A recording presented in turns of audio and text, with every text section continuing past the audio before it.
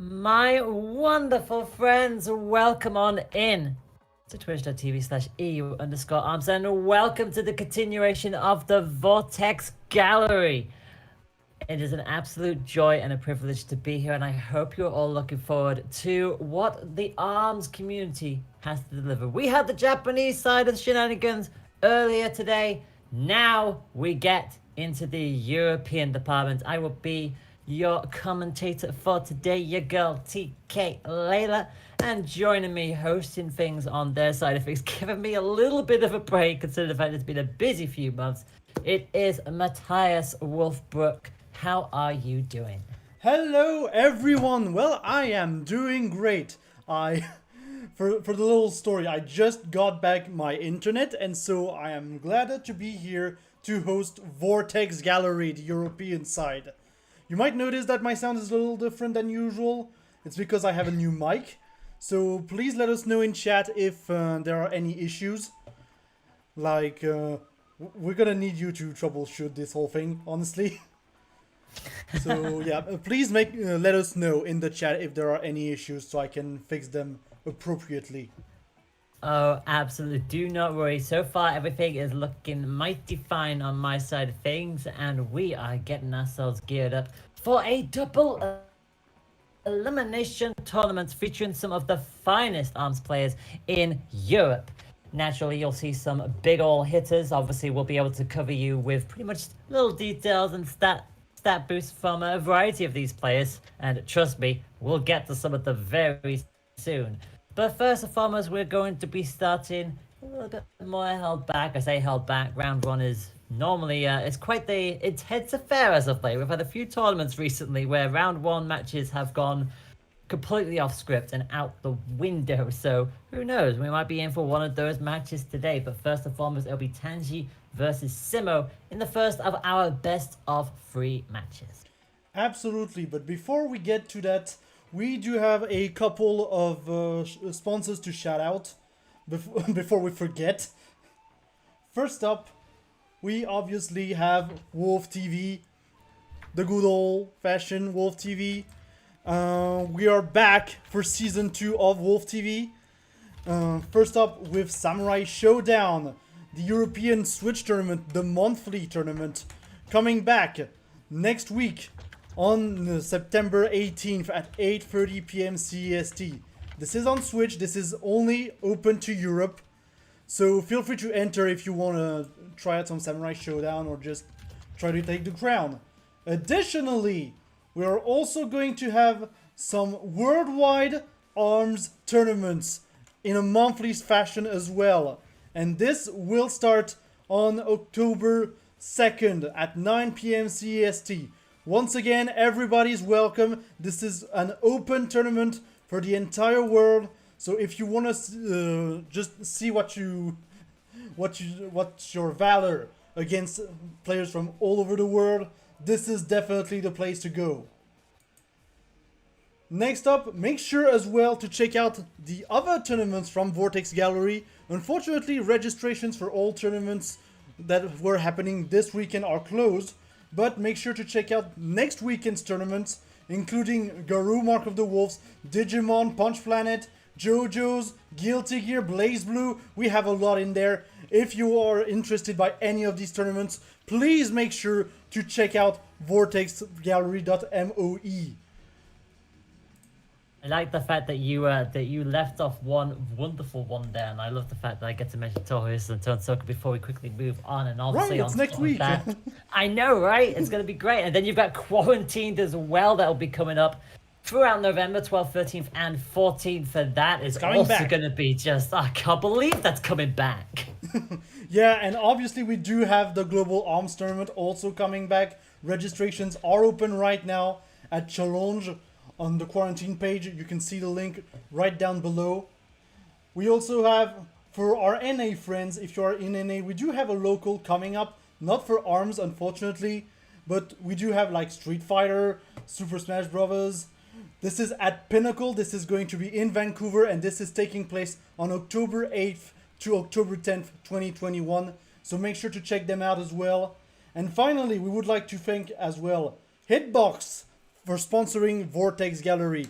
Hitbox with their line of ergonomic controllers, be it the regular hitbox for fighting games. You can use the Smashbox for smash things. Just a lot of stuff. Make sure to check them out at hitbox.com, and also on the link that we have been given in the chat with the comment !hitbox. But yeah, let's get into that first match, shall we? Yes, we shall, and as you can see, it's Tangi versus Simo. I think a lot of our players have managed to forward what their general mains are going into this competition. So the first and foremost you're going to see is Ninjara going up against Helix. The best thing to distinguish in this game is that each character has their own perks and abilities, but every fighter can use the same combination of arms if they want to, and there's plenty of those as well. So it's going to be fun and interesting to see how both of these fare off against each other. Ninja are known for their teleportation skills. If they successfully shield an oncoming punch, they immediately get their teleport and can shift from either side. Helix, meanwhile, can be as small as a puddle or as tall as a tower. They could be incredibly versatile in that kind of nature, and can also give themselves a bit of a spring to their step with their jumps as well. So very interested to see how this battle goes up between these two. And do remember that each of our players will be doing a 1-to-1 stage ban system, with our 5 starter stages being banned against each other. Those 5 stages, for those of you who are new, are Sparring, Buster Beach, Mausoleum, Dina Lab, and Temple Gra... Wait, I forgot to set the stages. My bad. I was like, excuse me, this is Ramen Ball. Yeah, I forgot to set the stage. Sorry about that. Well, that is absolutely fantastic. So, but this gives you an indication of what you'll be seeing first and foremost. Ninja will be on the left-hand side of your screen for Doma, and Simo on the right as Helix. And Helix already coming in with the Ice Dragon and the Power Baller. Meanwhile, Doma on the left-hand side of your screen comes in with the Tripe Blast and the Sparky. So we can at least talk you through pretty much their strategy going into this, although both of them seem to be going at this anyway, regardless of the stage. So yeah, apparently they're not. Due. They're not bothered. Like. Yeah, it's like. I love the fact that between the Discord, and I think both players have finally quickly realized that, yes, we should probably actually try and end this sooner rather than later. But it's nice. We get like a mini exhibition match before the tournament goes off proper. And you can see Doma just keeping the shield up, and that is what we were talking about with Ninja's ability. If this shield does come up through, they'll immediately get a free teleport out of that. The Tri-Blast, 3 horizontal prongs, very good to be able to keep Helix grounded, so that they can't really get the best of their abilities up. Having said that, Helix playing a very range-efficient strategy with the Ice Dragon. Very much an arm that really excels from range, and the Power Baller helps to try and alleviate that pressure a little bit, especially if it does get a random wayward catch on the Ninja. Okay, and well, the good thing with me messing up is that I've just also realized that I'm dropping frames like crazy right now. So I need to fix that.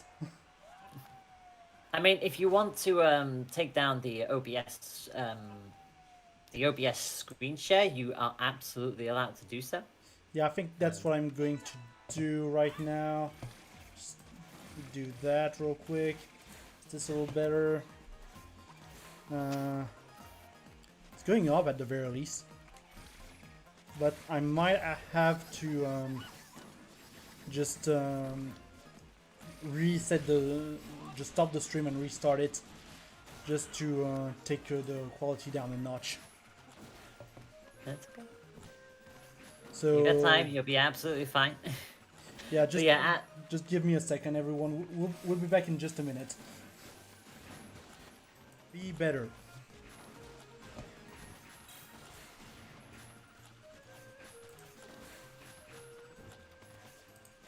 You're still there, Layla? We are still here. Hopefully everybody is sitting comfortably. We are just getting ourselves through this quick little exhibition mini showcase. Ninja is going to come straight in with their rush. Pretty much give themselves the health lead for the time being. Of course, you know, we'll get to the actual action in just a moment. I know that will be the win for the Ninja, 2-0, but I believe that match will not count, and we will have the first round start proper in just a short moment. Yeah, sorry about all the technical issues, everyone. Obviously, just trying to mess around with the new setup. We are getting. We're going to get there. Do not worry about it. Is it up on your end, Ayla? I'll have to go ahead and double check since I make sure to have the stream window closed on my side of things so that I do not take up too much power or internet, 'cause that's how it be. Yep, we are live on our end. Okay, cool. Yeah, everything is live there, so I'm just going to get yourself that rehost up. Apologies for the technical issues. We are going to have the double elimination tournament start proper from here on in. It looks like everything is somewhat calm now, so welcome on in, everybody, to the second part of 3, because bearing in mind we've got the NA tournament coming up a little bit later on as well for our arms section here at the Vortex Gallery. Round 1 is about to start proper between Doma and Simo, and hopefully we can get ourselves going properly this time round with the correct stage. Please make sure to keep on top of the stage. Yeah. I do have the correct stage. Like. Okay. We all go. All right. Okay, so apparently yeah, they're gonna be replaying the match. Obviously, like this was not intended. I understand fully. We're just So yeah, getting there. So to remind you all, as I was saying initially before that entire that entire thing happened, our competitors will be going through a 1-to-1 stage ban system with the high seed ban in first. Those will include our 5 starter stages of Sparring Ring, Buster Beach, Mausoleum, DNA Lab, and Temple Grounds. Basically, the lower seed will essentially decide where we head on to. No, it is the higher seed that decides where we head on off to for the first matchup. After that, after the first point of every single set, we will then include 2 additional stages. They are our counter picks. They are Viados and Ninja College. The winner of the previous point will ban 2 stages from that list of 7. The loser will then pick one of the remaining 5 stages to take us to for the next matchup. But we'll cross that bridge when we get to it. First and foremost, we're going to have our first matchup on, I believe, Buster Beach. So it's incredibly warm here in the UK. So it's going to be just as warm in Buster Beach, I think. Yeah, I mean it's also pretty. The weather is also pretty warm in France, so I had a nice stroll before going. But most importantly, we haven't even said what these players are fighting for today. And ooh, that is a doozy. Yeah, the prize funds for this event is a little higher than usual than what we normally get in the EU scene. Indeed, the price bar right now is sitting at $300, which is about 250 euros. And that is not a price pot we see often in the arms scene at all. So there's that. There's a Matcherino as well. You can use the command Matcherino to contribute to the Matcherino and make that big price pot even higher. And here we go this time for the real match. So our match is on the way. This is the first match of the Vortex Gallery Arms EU side of things. We've got Ninja coming back in with that Triblast and the Sparky. So like I said, the 3 horizontal bolts, really good to be able to utilize against Helix. Keeps them pinned down, especially if it's charged up. It deals not 1 but 2 waves of damage.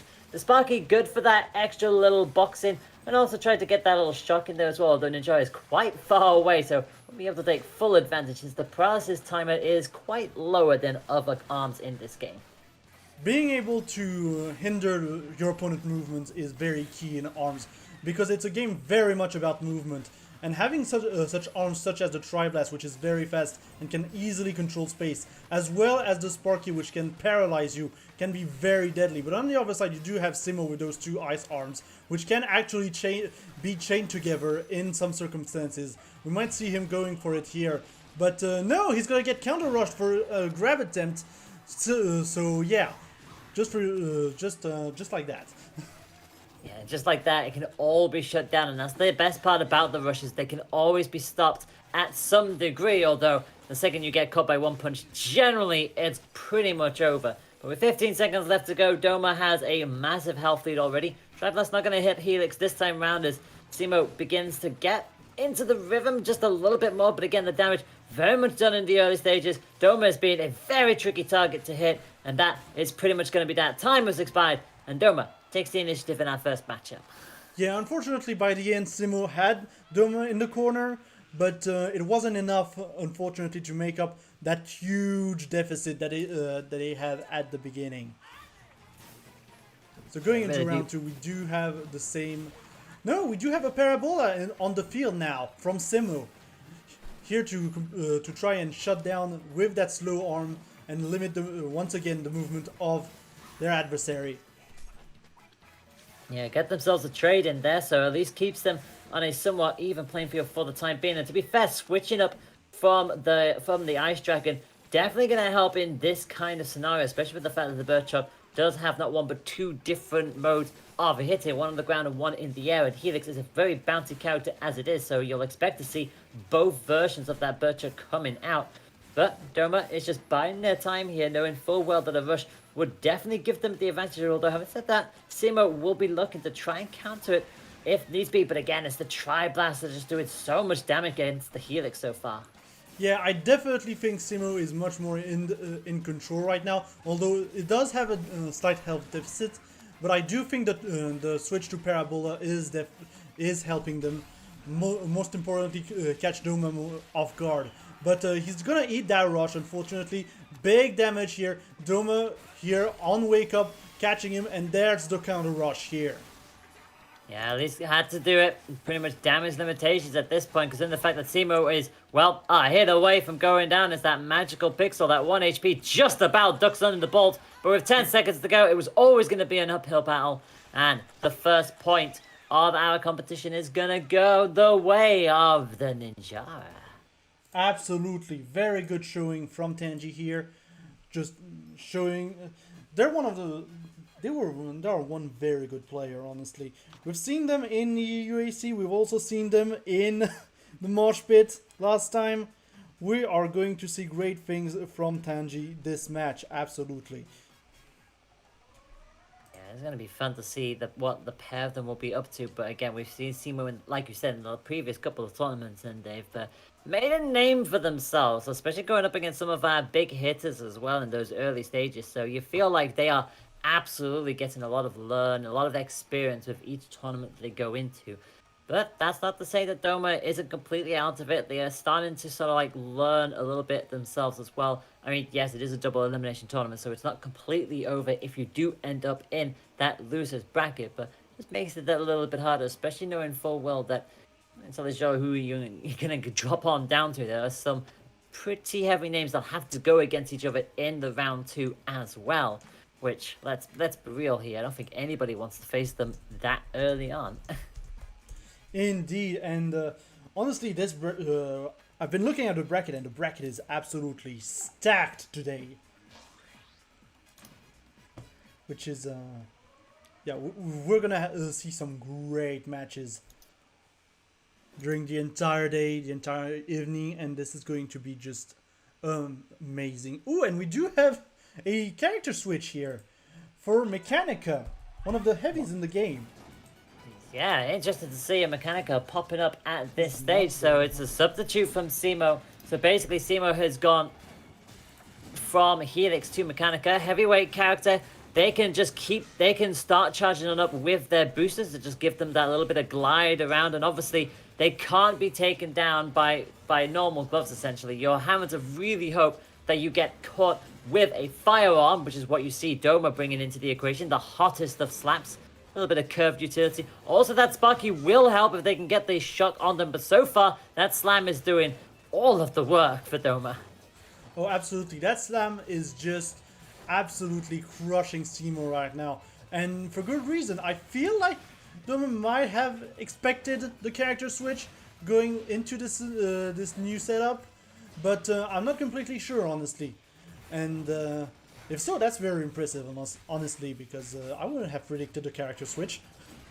I mean, for Via Dolls, we do know some of the more heavyweight characters like to try and wall their competitors into these hot corners. We want to say hot pockets because it's just the beach, but Viodals really are hot corners. You get stuck in there and it can be very hard to get on out. As you can see, Simo's just taking the center stage and flinging everything at Doma, but Doma, being a ninja, is being a very tricky fiend to hit, and that almost got the punish. Now they do get the punish. Beautiful from Doma. Patiently played it, avoided the first volley, and then followed up with their own, and that will be that. That is going to be set point on the side of Doma. It is very interesting to see that Doma was completely shut off in the corner and yet didn't get hit that much, honestly. Like, they took, like, what? A half of the damage? Like, something like that? That was very impressive movement from Doma overall, despite the very limited amount of ground they had. And yeah, considering the fact that this matchup is, like I said, having to go against not just a heavyweight character, but the heavyweight arms as well. You've got that kablammer, which goes in with the explosion, so too does the grenade. So it's a full explosive set on the side of Mechanica, which they can be disarmed and force damage against you. And Doma is just fine playing this at range. It's almost like they're okay being stuck in the corner because they don't mind. Well, I mean, once they get into their center, the job becomes an even harder target to hit. But so far, Simo hasn't had an answer. Although, having said that, there's the shock. But again, the shock time for the Sparky is so low that at range, you're not going to get that grab off in time. Yeah, it's very interesting to see that range game. I think Simo was onto something as well to pick the explosive arms on Mechanica, because obviously she cannot be knocked back by her own explosion if she's not in the air. So at least there's that, but she will still take half the damage, which is going to add up at some point. And with all the damage that Doma is doing, and here's a nice little confirm with the Sparky here, it's gonna start to add up and be very scary. Ooh, and a very good slam here to shut down that attempt. And the rush to take it.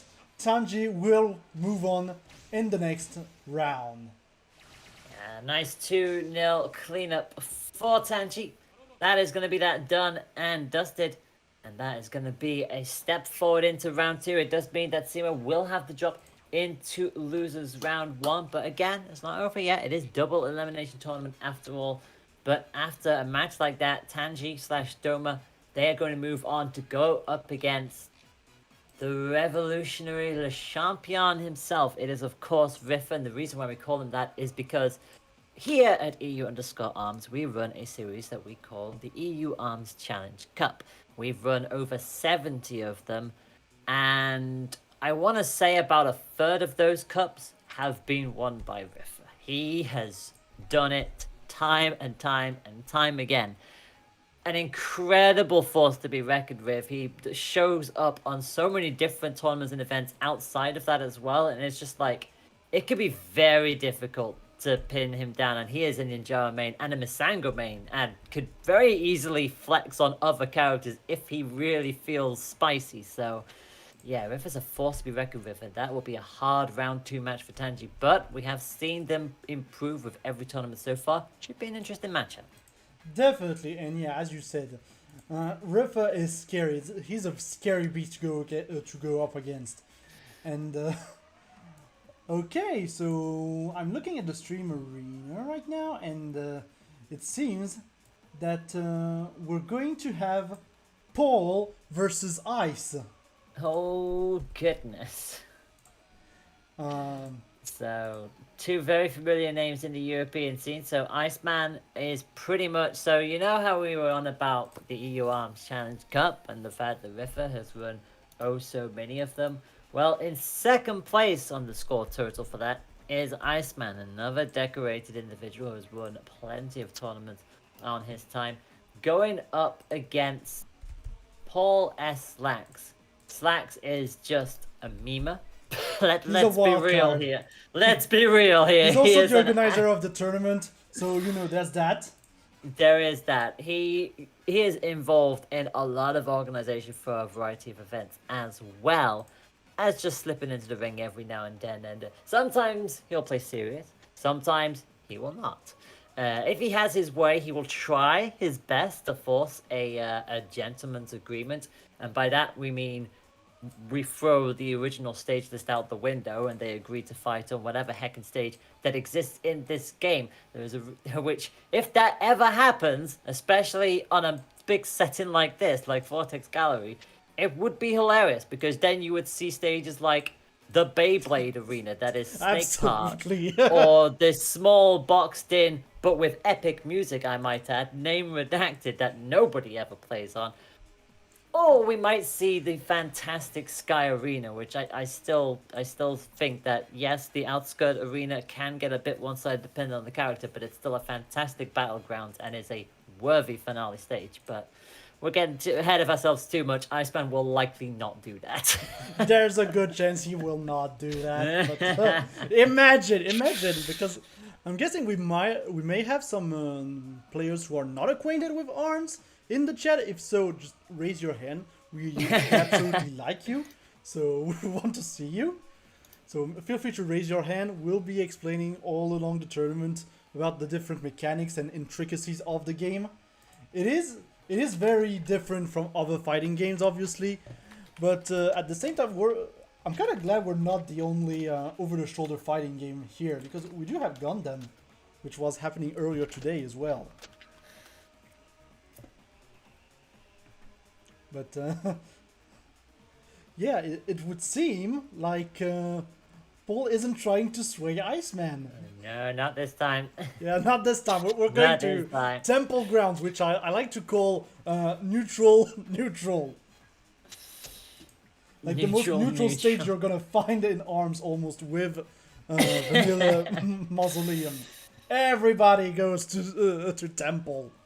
Yeah, I was going to say, most of the times you'll see in Europe, especially in Europe, you'll see either Mausoleum picked or you'll see Temple Grounds picked. Now, Temple Grounds, a bit wider, has the 4 pillars and slight platform elevation, but nothing too drastic, and generally you'll see people pick it quite more often than not. Mausoleum is a general fair battleground as well until the trampoline comes out, and depending on the character, it can get messy quickly, which is why a lot of people, most of the times, will pick Temple Grounds. Slacks on the left-hand side of your screen coming in is Cobra. Don't play the... Okay, we're playing the Guardian alongside the Rams for Slacks. Iceman, meanwhile, is Min coming in with the Shakram and the Ice Dragon. So both opting for different versions of the Ram. Oh, definitely. And if you want to see what the Guardian does, it pretty much stays there until you command it to go. Like, it slowly approaches your opponent. If you charge it, it is electric, so it can stun, but it is a bit of a scary arm to fight against when you don't know it. But it is a very different playstyle from most other arms in the game. And yeah, you can already see Iceman is using that ramp to full advantage, immediately swinging it around the Guardian with pretty much every opportunity they have. Slacks will get a grab in and deal some amount of damage to Iceman, but Iceman is already up with a rush set and ready to go, which they're not going to even need to utilize because all that ramp needs to hit. There you go. There we go. Iceman just destroying Paul right here. At least Paul didn't get perfected, you know. That is a victory. Oh my gosh, the double Guardian. Slacks! Slacks, please! Do you like shields? Well, boy, howdy, do we have a trick for you. So, Slacks is going to get caught with not 1, but 2 Shakram stuns. Make that 4. Okay, Iceman heard you, and now wants a perfect on the card, it seems. But Slacks again is going to deny them. Yeah, and the weirdest part as well about the Guardian is that he's running Guardian on one of the fastest characters in the game. So it wouldn't be a combination, like even just one Guardian wouldn't be such a combination that you would see that often on Kid Cobra. But he rocks it, and he's getting destroyed as well, but he rocks it. Yeah, so far there's going to be another ram hit. Pretty much one more hit is pretty much going to do it, but Slacks still fighting strong, still really doing a good showing here, and actually has Iceman on the cusp of critical, but the Ice Dragon is going to stop them in their tracks. Not bad towards the end of that. Slacks is really starting to show up there, but Min and Iceman, just a deadly combination, and we've seen it before. That is going to be a lead in this set by 1 point to nil. Definitely I will say, an interesting showing from Slacks, but we could see that Iceman may have been a little bit offset by the double Guardian click. The Just a little bit, intimidation factor. Yeah, the intimidation factor. We do like to see it, and that's what we always talk about when it comes to arms. It's like, yes, you'll see certain things that generally go in the meta, like certain characters over certain others, certain arm combinations that you would generally see, and some combinations work better for certain characters, so it's always the way to go. But sometimes you'll get these little cheeky little sets where we'll go double Guardian, for example, which is just ludicrous in and of itself. Or you could see something as a triple glove on a certain character, but that's only for one character, and I don't think we need to talk about the Doctor herself until we see somebody pick her. Yeah, let's keep the surprise for those who don't know. Yeah, let's keep that surprise intact. It looks like we are sticking with our usual bans. Iceman is not going to be deterred from that. Sparring and Viadals have been banned, and it looks like we're going to have both of our counterpick stages on show in the first 2 rounds. We had Viadals in the previous one. We have Ninja College for the second one. I wonder what Paul's gonna bring to the table. He brings the ribbon girl. Okay. Interesting. I want to see the sets. Oh, goodness me. Yeah, we got Seeky, Nade, and Triblast. Okay, An explosive set indeed. Yeah, so to quickly run through the general gist of this game, pretty much all of the arms in this game have somewhat of a guidance system. The CK has a fully automated sequence where the second it throws out, it will just immediately gravitate towards the player. The nade and the roaster, the nade that's being used by Slacks, has no guidance system whatsoever, so it's all manual aim. So the fact that Slacks is going for the nade and the C key, big time explosive combination, does get a grab from range against the Ice Dragon and the Ram. And Min Min is not being allowed to get that shotgun up, but unfortunately it does get up in the nick of time. And that is again going to be a massive hitbox that Slacks is going to have to deal with. Oh, definitely. And the big thing as well about the C key is that every arm in the game technically has one element, which can be like fire or explosion or the C key, or not the C key, the electric. C key has kind of like two elements because it bursts out in electricity, so it can be explosive and electricity at the same time, stunning you in the process if it backfires, which can be very scary.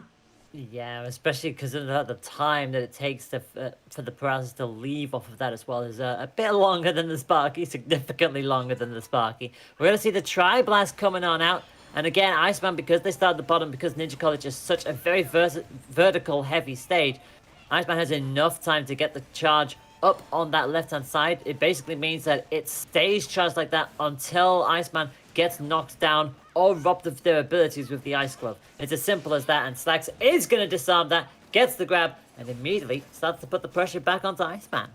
Yeah, and Iceman right now is in the bottom part of the stage, which I would consider the most oppressive, and very nice rush, and you can see the Seeky rush is one of the most damaging in the game if you get hit by it, almost deleting half of your health, so you've got to be very careful about it. But it also doesn't quite connect as well as other rushes in the game, I found out. Yeah, you have to really apply that setup, and Slacks is getting themselves really into the thick of things. That's going to be a grab. Is that going to be a KO? Not quite. Not quite. Slacks just needs one hit of anything to actually tie this matchup up. Yes, it's still going to be advantage on Iceman's side of the field, but Iceman's struggling here a little bit.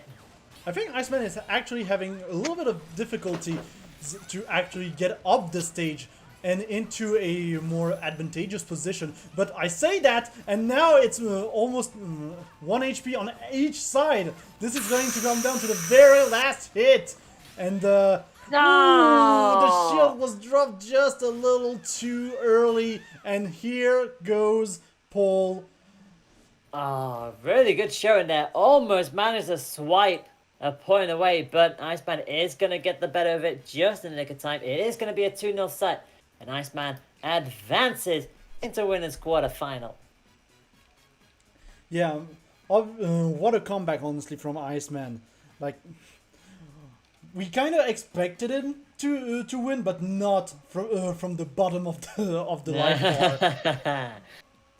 That's just how things can go sometimes with this wonderful game that we call ARMS. But then again, it's the same for any kind of competitive field. Just because your health bar is incredibly low does not mean you're out of the match. I mean, did nobody watch some of Sonic Fox's recent tournaments?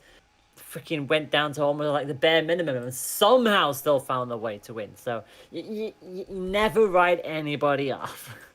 Never write anybody off, especially in fighting games. Like, as we said, the mental is as important as the skill and the characters. So you gotta be careful about that. So, next on up, we are going to see Yam go up against Mr. Adel in our last of our round 2 matches, because I can already tell you that Riffa has defeated Tangi by 2 points to 0. Replicant has taken out Yoshi by 2 points to 0. Rafa unfortunately wasn't able to make it, so Ratio Queen will advance. They will do battle against Replicant in the winners quarterfinal. Grimwood gets a bye over Antillion, so Grimwood will go up against Ghost because Aloy also unfortunately had to drop out. Iceman advancing to go up against Joke It's Me, with Junior unfortunately having to be sent into lower brackets. So the winner of this matchup between Yam and Adel will take on Ritha, which I guess is no real surprise there, but so far a lot of 2-0s across the board. Yeah, and it seems we're almost already ready to go. So I'm not gonna waste any time. Honestly, we can just get in there. Honestly. It'll be great to see what each of them are able to do from this point onwards. And obviously, again, with Adel, we have been seeing them make some moves of their own as of late in some of the recent tournaments. And Adel coming in with Dr. Coil in the DNA labs, no less, as well, on the right-hand side of your screen. Min for Yam on the left. As the Ice Dragon at their disposal will come in with the Phoenix. Adel will come in with a Toaster and a Coolerang.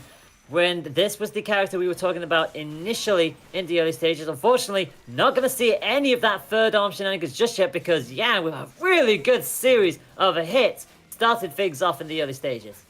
Yes, and as we were saying, Cole is very much feared by a good chunk of the community.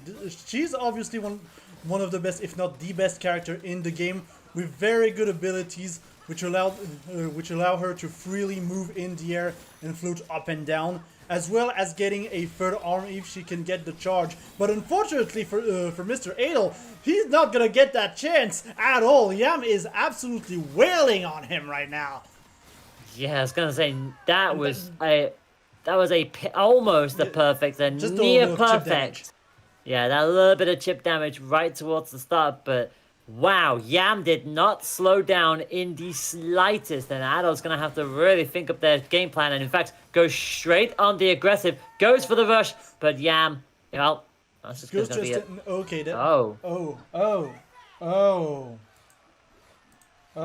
that is unfortunate. Yeah, you hate to see that happen right after the second point, but that's just how it be sometimes. So Adel with the disconnect, and we're going to see how that match is going to play out. Yam, like I said, went out the gate swinging on that first point and pretty much did not give Adel a chance. Adel went straight on the aggression and then unfortunately just disconnected. So looks like it's a technical issue. Yeah. Apparently his battery died, which I'm like hopefully he's on land, because Dock your switches, people. Yeah. We joke. Not everybody is able to play Dock, which is absolutely understandable. Yeah, but also, absolutely. Street light is a thing, so just make sure you're wired, and we'll be fine. But yeah, apparently his battery died at 48%, which weird, I guess. We are waiting on the Teal's call to know exactly what we're going to do. If we are replaying round 2 essentially or not. So yeah, can't say much more than that. Oh, you're absolutely fine with that. We are just gonna clarify things with our wonderful organizers behind the scenes. I know Riffer should be on hand, so they'll give us a heads up. Once we have that, we will obviously get that all to you as soon as we know. In the meantime, I can give you a heads up of what is happening in the underground bracket, the losers bracket. For those of you who are following along with the Smash GG side of the shenanigans, Simo, I believe, went into losers round 2. I think they'll be going up against Select. Loya will get a bye with Antilion unfortunately not showing. Rafa did get a bye initially, but looks like they've no showed against Yoshi, so Yoshi will be advancing, and Adel and Tangi will be going up against each other by the looks of it. So, well, potentially might be. We know Adel is still in this matchup as we speak. It looks like we are going to get ourselves reset, and we are indeed going back to DNA Labs to restart this match. Yeah, we are replaying from round 2, however. So technically, Yam does have a 1-point lead right now. Just so you know. This is what has been decided. In which case, off we go. So, Yam, again, on the left-hand side of your screen, immediately gets knocked down, but it was a trade with both of their respective abilities up and Adam. So Adel's going to have to do all of the hard work once again. But Yam knows they only really need a point, so they won't stress it too much. Yeah, and right now, I guess there was something that happened still, because we do have Yam struggling much more right now. We do have one arm that was down earlier, because you can apply pressure on one arm and it will disable it, which will block it from being used, and thus not allowing either to get grab or the shields. But here's the nice rush from Mr. Adel, and we are looking at a completely different match suddenly. Yeah, it's almost like that. It was the wake-up call that Adel needed. Everything seems to be working as intended, but Yam is going to get a grab. Although Adel says, anything you can grab, I can grab better. Immediately gets on wake-up and immediately things out those bolts. And what's worse than 3 horizontal bolts to stunt your movement? How about 6 of them? Yeah, and once again, it doesn't change the fact that you still get your third arm as well. So it's a very scary situation to be in, and Yam just lost technically the second round of that match, which means it's technically the last round, and this rush exchange is going to go in the favor of Mr. Adel here. Yeah, that was exactly what they needed, and gets the wake-up grab as well. Yam was just a little too slow on the counter rush of their own, and that is going to give themselves a lot of trouble in the early stages. And look at Yam struggling to get the Dragon Arm up on the roaster, which is that unguided arm. It's unguided, yes, but it means it does more power if it hits, especially in its charged up state. And again, those bolts and that toaster from Adel is just pinning Yam against the wall. Suddenly, Yam has no answer for this, and Adel went from being absolutely pinned into the corner to now pinning Yam in the corner, gets the KO punch. And just like that, turns on its head. Coily will laugh in your face and take the first point for Adel. So I guess in that sense, it means we can add disconnects to Core's already large tool set then. Don't you dare. Don't you dare start doing that. I mean, obviously we shouldn't, but like, she's the kind of person who would do it. I mean, you know, mad scientist and everything. I wouldn't put it past her. But also, let's also be real here. Adel very much jumped back after that initial disconnect. Honestly, I think Adel felt that little bit of extra pressure on them, but I think the second they got that first point in the bag, you just felt like that aggressive nature from Adel was going to come back up. We saw it be teased right before that disconnect happened. So if Adel came out with that kind of energy, might be able to put that pressure back onto Yam. That's exactly what they did. Yeah, and it seems that we're going straight into the second match onto Via Dolce as well, which once again, very corner heavy map and very good in order to apply the pressure. So I don't think we're going to see any changes from Mr. Adel here. Indeed. No, and Adel will not change for Coil. Likewise, neither will Yam. Sticking in with that mid-mid, the Siki is back there. So too is the Homie. So both of the missiles on standby for Yam, which is a very interesting decision. Gonna pair the homie with the Siki, not the Siki, the Sparky for the time being. Meanwhile, Adel continues to come in with that toaster, but I'm actually gonna switch out the bolts to the Chakram now to try and make use of the barriers that you can absolutely punch through here in Viados. Yeah, you do have to remember that while the barriers do hamper your movement, they do not block most of the arms in the game, so you can absolutely curve around those barriers as well, which is a weird property of the stage, but it does exist. And we're gonna get a shield break here, not gonna get much damage out of the rush unfortunately, but it's still damage, it's always good to have. And Mr. Adel just applying that offense over and over and over again. It's not stopping anytime soon. Just try to outbox the Doctor and you're gonna get hit. And the confirm is going to miss here on Yam's side. Yeah, unfortunately for Yam, they got the knockdown as they went for the rush, so unfortunately that rush was never gonna land. But having said that, they have brought the health back, but all it takes is another wayward punch like that from Adel, and they will take that point still away from them. They've got the rush advantage if they can get the knockout sooner rather than later, but then again, that's just the nature of Coil. Because they fling out that additional third arm, they charge up rush so incredibly quickly. But Yam is hanging on here with 15 seconds to go. Yam can still turn this around. They're an incredibly patient player despite being pinned to this corner, and they know that they still have a way out of this, but that punch will now absolutely seal the deal. Yeah, and just all the chakrams here in the end, just shutting down any hope Yam could have had. They were stuck in the corner for so long. But fortunately, now rush is more or less even. Yam should have it in the next 5 seconds. There it is.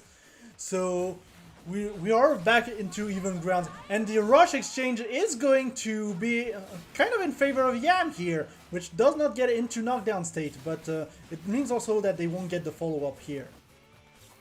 Yeah, not just yet, but again, both with damage on the side so far. And it was interesting to see Adel switch to the Triblast. They must have been pre-attempted a different strategy from Yam. It hasn't really came, but they do get the grab to at least bring that health deficit somewhat back down. I honestly felt like the Ram might have been the better choice, but the bolts are still doing a wave of damage here, and just like that, Coil already has rush set ready to go, and well, this is looking dire now for Yam. They're being pinned into this corner. It's the last place they want to be. That will be the rush. Not quite enough for the KO, but you know full well the KO punch will likely come in a matter of seconds. Somehow, the explosion doesn't do it. Yeah, and you've got to remember that like Min Min can absolutely reflect the punches by backdashing, but because of the explosive nature of the Triblast, if it comes at you charged and you try to deflect it, you're going to get hit by that explosion, and it is going to be game over for you. We've seen Yam being caught several times by it already, but okay, just straight hit in the face. Yep, straight hit in the face. And the individual who won the last EU Arms Challenge Cup, winning it for the first time in their history, is gonna fall by 2 points to 0 against a very quick learning Mr. Adel. Yeah, and apparently I've been told to raise the game audio a little bit up, so there we go. Being very careful with that new mic. I know it's very low, so there's that. But yeah, very good showing from Adel, showing how strong Coil can be and how strong he can be as well. I feel like the Coil invasion has only started a few months ago in Europe, but already it's showing some stuff out there. Yeah, we've definitely got some pretty interesting matchups happening with the Coil coming on in. But having said that though, just because the Coils are coming in does not mean that the meta is just going to immediately shift to them, because people will then start to put in the time to learn how to deflect that, how to work against Coil, and how to keep themselves pinned down. And that is what we will likely see with some of the upcoming matches. But first and foremost, we are going to get ahead and start with our winners quarterfinals. The lineup is set and ready to go. We'll have Riffa versus Adel, Replicant versus Ratio Queen, Iceman versus Joke It's Me, and the match that we'll be streaming here first will be Grimwood versus Ghost. Yeah, and Grimwood is also a very good player, mostly using the brass. honestly, although he does have quite a few other characters in his pocket if need be. So he could surprise us. On the other hand, Ghost, I think I've only seen use Coil. So expect more of the good doctor to come your way today at Vortex Gallery. Yeah, Ghost has been a pretty impressive individual as of late. Obviously, Grimwood is an 8-time Challenge Cup winner. Ghost has been on the podium twice, 1 third place and 1 second place, quite amazingly, it must be said. And that was a couple of cups ago as well. So Ghost has definitely been making a claim for themselves, learning bit by bit of each tournament, and it's actually really refreshing to see that, because for the longest time it's been the heavy hitters most of the times that we've seen up here. It's been Riffa, Iceman, Grimwood. These 3 are the main members that you generally see in any European competition for the arms side of things. But now we're seeing that fresh wave coming up. We're seeing the experienced Jam finally break that glass ceiling last time out in the Challenge Cup. Finally getting that first win after so many attempts at it.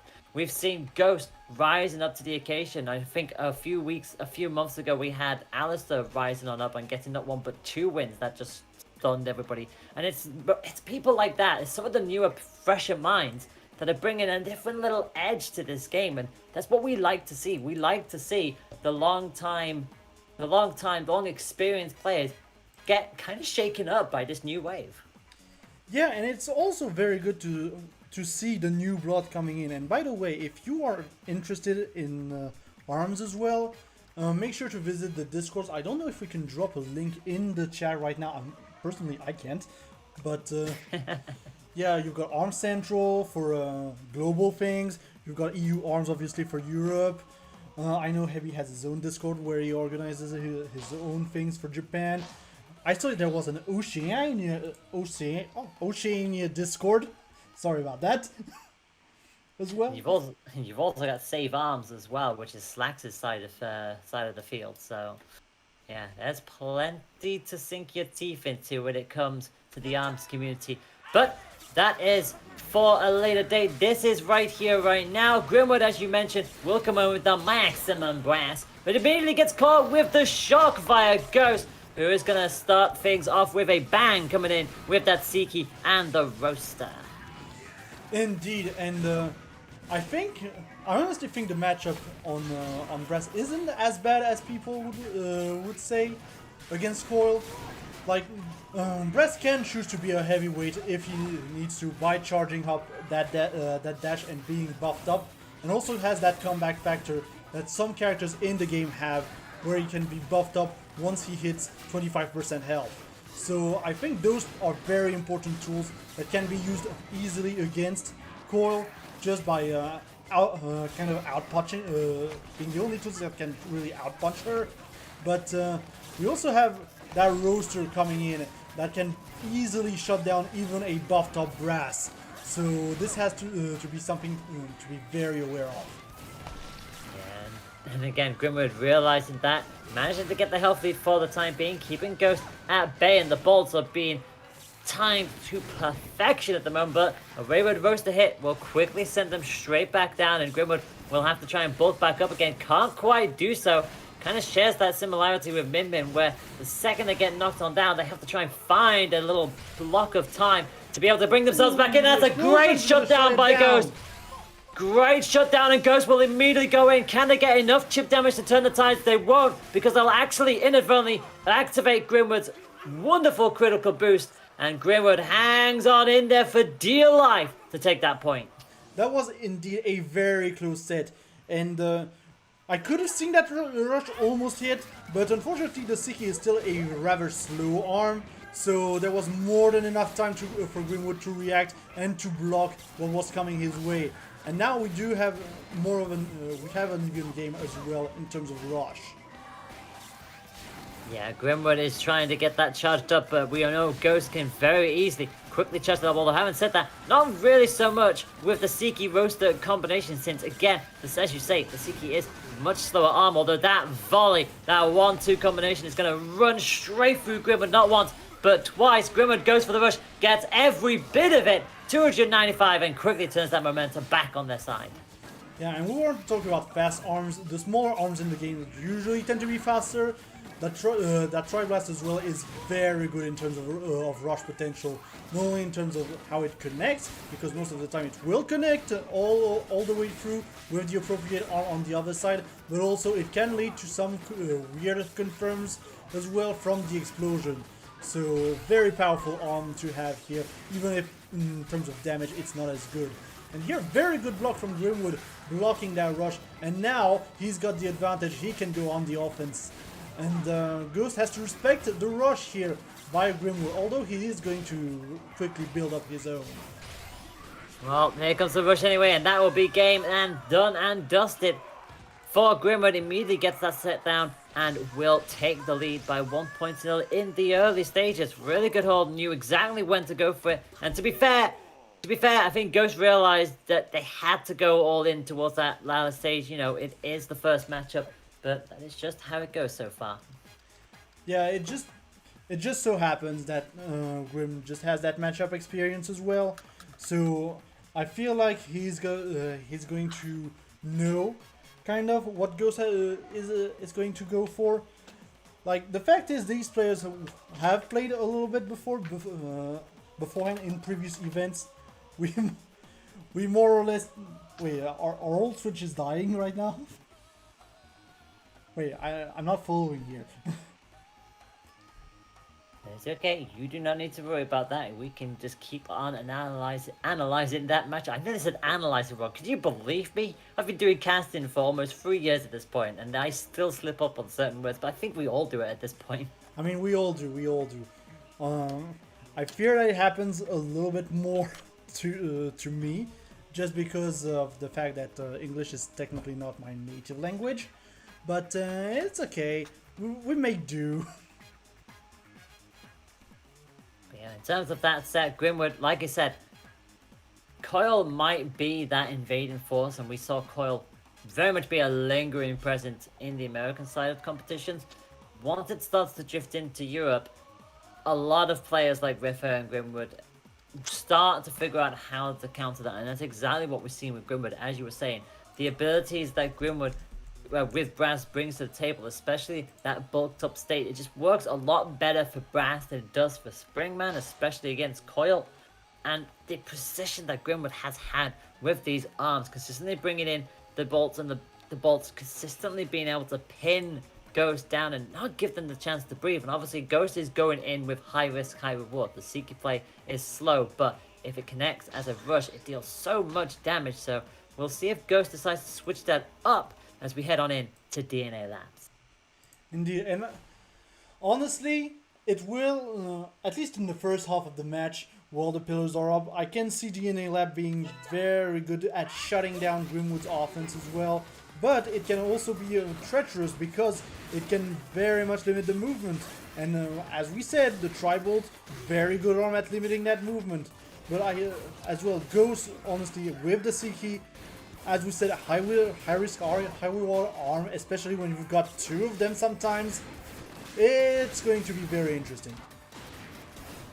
Ghost again begins their usual volleys with the Roaster and the Seeky combination. Already has rush set up, but Grimwood won't be too far behind. There is the little ting, and again another good 1-2 guidance from Ghost, really bringing in the velocity on this, and does take down the first of our 6 tubes. Can basically just use that for an extra shield, and Grimwood got the initial connection, but unfortunately the second arm got stopped behind the tube, which gave Ghost enough time to get the shield up. So minimum damage for Ghost. That is a big old shocker. This time it's Ghost who has a tube get in their way of their follow-up punch.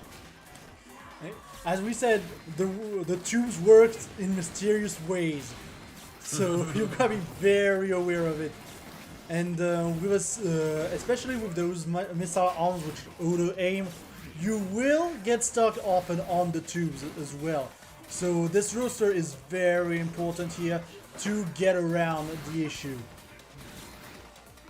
Note the fact that Ghost has not pulled the trigger yet on their rush. They've only got 11 seconds left to go. Grimwood obviously going for one, but didn't really get as much damage as they'd like to. But it's very even between these two, and Ghost knows this. They want to take as very little damage as possible. Will they get away with this? They actually activated the rush, but they missed it! They whiffed it! I believe that!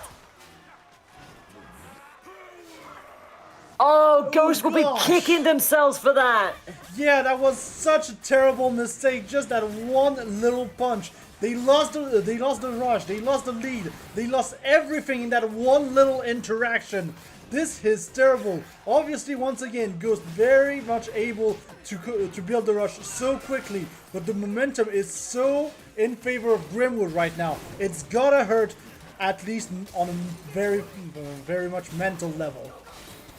Yeah, you gotta hate it. You hate to see moments like that happen, and Ghost is taking it in their stride. They've got rushed back and actually got themselves a massive hit there with the Seeky explosion. Just about gets away with the grab attempt, and Grimwood is on the cusp of critical, and you feel like Ghost will want to try and time this rush to perfection if they can skip having to go up against Grimwood in that critical max brass state. They'll absolutely do so, but again, the timing of that rush has to be impeccable, and Grimwood is just keeping Ghost in the corner, getting every single read predicted perfectly, and the rush will go through too. Yeah, and now Ghost is now stuck in the corner. They do have rush, but it's going to be very tough. Slightly getting out of here, and the grab is going to sail it out. Yeah, that big old hook from big old Brass is going to mean Grimwood will win this set by 2-0 and advance to win the semi-finals.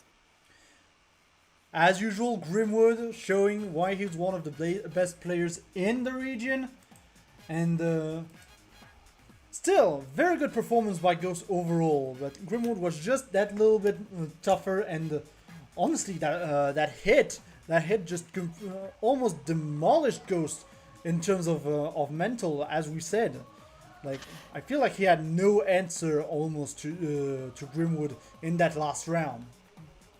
It's like that initial point could have gone to Ghost. Unfortunately, they both went to the left-hand side, and Ghost, in a sheer panic, must have inadvertently hit that rush, and unfortunately, Brass was onto it, got the punch in at the last possible second, and you gotta feel for Ghost, but again, it's not over yet. This is a double elimination bracket. They've still got plenty of matches still to come, and speaking of which, we are beginning to start to round this up into that top 4 shenanigans here, because next on up, we're gonna have Replicant go up against Ratio Queen. We can't tell you the other 2 matches that have taken place. Riffa has taken out Mr. Adult by 2-0, so Riffa still yet to drop a game. You kind of expect that at this stage because, of course, it's Riffa. What did you expect? Iceman, meanwhile, did dropped a game to Joke its beat, but crucially did win. It was a 2-1 set, the only set so far that has gone to a 3rd match so far. But again, it's still early days. We'll likely see some slightly longer matches the further on down into the tournament we go. But yeah, Replicant versus Ratio Queen should be interesting. Yeah, and I've been told that she also wants to be called Kiki, so we're gonna go with that as well. We're gonna go back and forth, obviously, just slight differences between the Smash GG and the Discord and everything. It just happens. It be like that. It's like that. Some players are like that. Yeah, absolutely fine. In fact, actually, we have been told that there has been a second match that did go the distance. Smash GG being a little slow to update on my side of things. Simo took out Slacks by 2-1, so Slacks is done and dusted for the tournament, and Simo dropping a set to Slacks. I would have definitely liked to have seen where that went. Oh my goodness me, could you please? Wait, because the chat can't see yet. Oh my god. Okay, alright, so, look.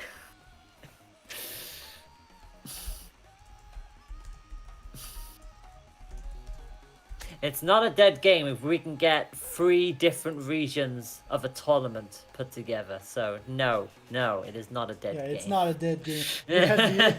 We have the territorial league as well, Like, seriously, I was gonna say, like, if we can organize a tournament for Japan, for America, and for Europe, and then do a global one, no, it's not a dead game. People are still playing this game. We are, however, going to have our first Ditto of the stream. Yes, we're gonna get double Lola, and I don't quite know how this Ditto works, to be fair. I have seen this Ditto before. I have seen 2 different Lolas go at each other, and it's just bouncy shenanigans all the way, and they're both bringing in a different version of the bolts. So the green tri-bolts, they do the stunning instead of the exploding, where the tri-blast, which our other Lola on the right hand side does have, and gets the grab as well. Going in with the Ice Dragon, so they're playing in with the range. In fact, both of them are sharing the same elements on their second arm as well. So we've got the Burchuk on the side of Rep. So, yeah, very interesting to see both of these wonderful players go for a similar strategy, but just mix things up a little bit. I mean, I can absolutely see the ice element overall being very good against Lola, just because of how bouncy she can be and how all over the place she can be if you let her just go. Like, she's one of the most defensive characters in the game, in my opinion, just because she can absolutely hold back and shield in the air. But she will take that rush, though. Kiki just taking that rush, and it's going to be first round to Replicant. Replicant getting the better of the loaders this time round, but again, it's still the first point. Both will come up with pretty much the same arm, so neither of them really going to switch it up at this point of the of our session. Kiki going in for more of a range shenanigans than Replicant. Replicant can choose to be aggressive if they wish to, and so far again gets the initial damage on the board. No grab from Kiki on this time of asking, although Replicant is just buying their time, really. Not really staying in the center this time around, but again, as a Lola Pup, you don't really need to, since they can bounce up so high and they can waddle on around with the shield still out. A trait that not many other characters in this game have. I mean, again, the fact that you can shield in the air, of course it puts you back to the ground, but it is a very powerful defensive option to have in terms of characters. And that rush from Kiki is going to get blocked, unfortunately, and Rep just in a very good position right now, pressuring Kiki in the corner. This might actually be it. Yeah, I don't see Kiki getting out of here anytime soon. That will be a shield break, and now just 1 point of damage is all the Replicant is looking for. With the bolts and the Burchuk combined, that will happen sooner than you think. 30 seconds left on the clock. Kiki is trying their best to stay in there, but it is the bolts that will just keep Kiki in the corner, and they just couldn't get out of there, it seemed. The pressure that Replicant was building is just off the charts there. Replicant, as a player, is very good at building the pressure and not letting up on his opponent. So that is a very scary thing to go against. Even if you are a very defensive character like Lollipop, you have to find a way to get in a way, on Replicant, and find that little window where you can actually respond. And that is a very difficult thing to do. With that said, we're going to see if Kiki can bounce back from that. No pun intended. I know they're both playing Lollipop, but that's just how it be. Splatoon and ARMS are very similar with that, where they have puns for days both in the game, and when it comes to commentary, we'll likely fling out with the same kind of puns, because that's just what we do. But we are not going to see a Lola Ditto this time round for Mausoleum. We are going to see one Lola remain on the side of Replicant, but Kiki is going to bring in the Twin Tail. Indeed. And Twin Tail, obviously a much different beast than Lollipop as a character as well, with one little particular thing, which is that dash, which can slow down any incoming arms, JoJo style, and can be very scary in terms of counter. Ooh, but that stun into grab, that is definitely a confirm you can do in the game, and that you can learn as well. Yeah, that slowdown ability of Twin Tail, the actress aura, as we like to call it. And already Replicant having quite the hard time in the initial stages. Finally starting to slow this match down a little bit, but the tri-bolts again find Replicant square and true, both with rush set and ready to go. But the health lead already on Kiki. Bit more comfortable, not just with this character, but also with Mausoleum. Like I said, this is a stage where there's the other neutral ground. There's pretty much no walls, no corners to get pinned into since it's a full circle. But no, it's the second that trampoline comes out, and you know for a fact that Lola will not mind if there is a trampoline in the middle of this stage. Yeah, I don't think Lola minds that much about the trampoline.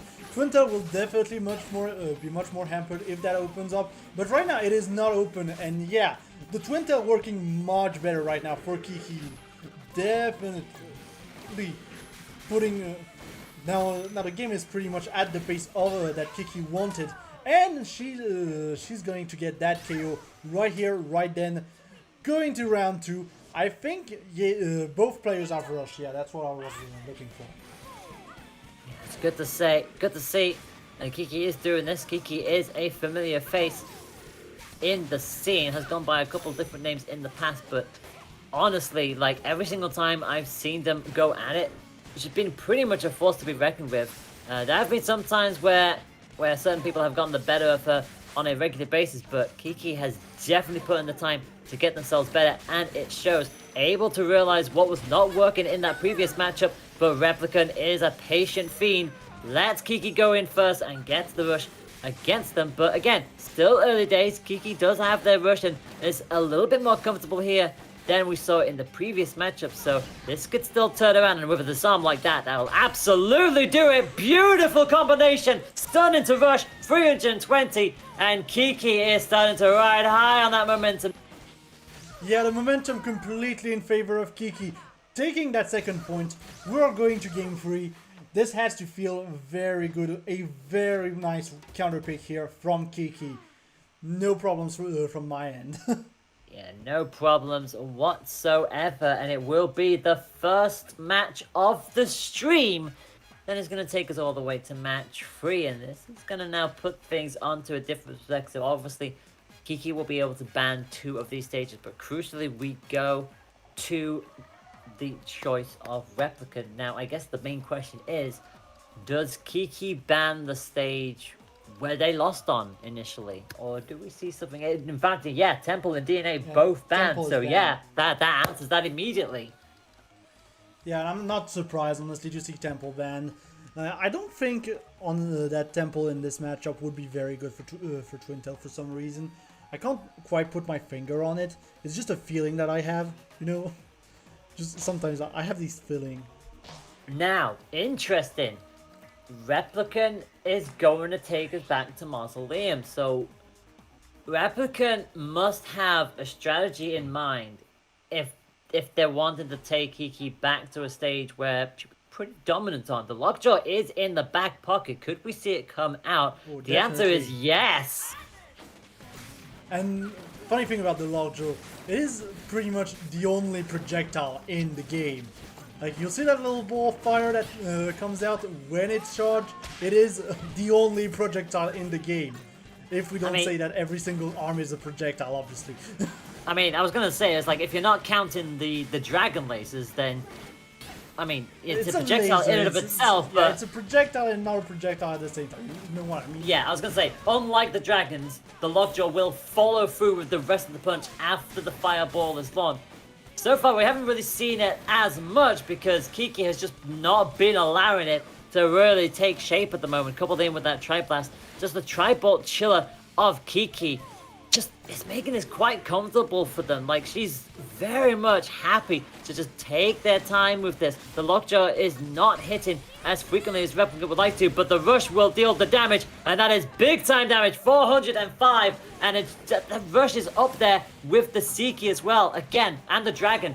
Because it's a projectile that's coming on out at you, it does so much damage with the hit, and the trampoline is out now! Like, as we said, this really hampers the movement, and seeing it out this early in the game, this could shift the dynamics completely here. Although right now, Replicant is on the offense, he is in the advantage state. Both players have rush. I don't think any of them wants to really use it before second round, and Replicant is going to close that one out quite easily. Yeah, you'll notice the fact that the Lockjaw and the Dragons, they're kind of similar in that playstyle. You generally want to play them at range. With the trampoline out, Replicant as Lollipop is laughing because they're absolutely fine with this. Whereas Twintel, they really do a little bit better up close and personal, especially with that Actress Aura. And that's why Kiki is trying to get as much damage going on in the early stages, switching out to the Thunderbird, realizing they can still bring that back to their advantage. And look at the health deficit already, and that's just 20 seconds. Yeah, what a load of damage, and no rush as well. Like, both players still have their rush, they have not been popped yet. So as we were saying as well about the trampoline, since Lollipop has that ability to shield in the air, she can more easily use the trampoline. But unfortunately, that rush is not going to land. That is a wasted rush for Replicant. This is going to be a tough round to come back from. Well, if anyone can do it, it's Replicant. Arm weak on the right-hand side and stays that way for a little bit for Kiki. Replicant is bringing that health deficit right back into a favorable position, and they'll get rush charged up before long as well. And Kiki just still has not gotten themselves into a position to utilize it because they're consistently being pressured on that right side. They just cannot get anything. The arm goes down, and that is absolutely going to be a KO. That is a KO. Once And again, the damage of the explosion arm coming in clutch. That projectile lockjaw just doing absolute mad damage. Yeah, no upsets on the card for Replicant this time around. Kiki brought everything, but the second that trampoline came out, it just went into Lola's favor, and it did not look like it was going to relinquish anytime soon. Kiki doing everything they could to bring that back, especially with the early damage in that second point. But unfortunately, the second that previous rush just came back up, you just saw Replicant just playing at range, knowing full well that they know that they have the time and the space, especially as Lola. They can do whatever the heck they want in such a minimal position, whereas Twintel kind of really can't. They need that little bit of extra space. They need that central platform to keep Lola against the walls, whereas with the trampoline out of the equation, you lose that advantage immediately. But great matchup indeed, but it's going to be 2-1 for Replicant, and we'll see Kiki have to battle it out in loser's bracket, which means we now advance then into winners semi-finals. They're all set and ready to go. It will be Riffa versus Replicant and Grimwood versus Iceman. The usual four suspects that you often see at the tail end of the competition. And we're going to be starting with Grimwood versus Iceman. Indeed, and while I set it up as well, because I have a lot of things to set up right now, we are also going to be looking a little bit at everything that is going on in the bracket. We do not have yet our full losers bracket for top 8 as well. We just know that Mr. Adel is through in losers top 8. But for the other players, I don't know what's gonna happen here. Yeah, you've got Kiki versus Simo, you've got Joke versus Yoshi, and you've got Ghost versus Yam. Ghost versus Yam is going to be a very spicy one, considering the fact that they have been two individuals who have really been making waves in the past few tournaments that we've been seeing. Kiki bringing in that we haven't seen Kiki around for a while now, so it's been not only great to see her come back, but to see her do so well as well. You definitely want to see what they're going to bring to the table against Simo, and then of course you've got Joke versus Yoshi, which is always going to be interesting to see if Yoshi can go that little step further. They have pretty much been an individual who's been taking part in pretty much every tournament we've been seeing, but has yet to really break through into those kind of top 4 placements. So you'll definitely want to see if Yoshi can do their best against Joke, whatever they can do. Yeah, and as we were saying, we are getting ready for our next match, which will be winners semis. Just let me update that real quick.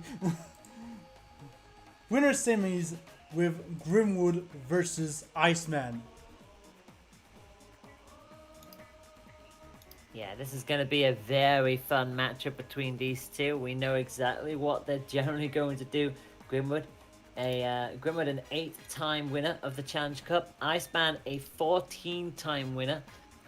Not quite close to Riffa's 27, but that's Riffa for you. That's just literally what he do. But still, nothing to sneeze at. They have both had so many top 3 appearances between them, so you know full well that whatever happens, it's gonna be close.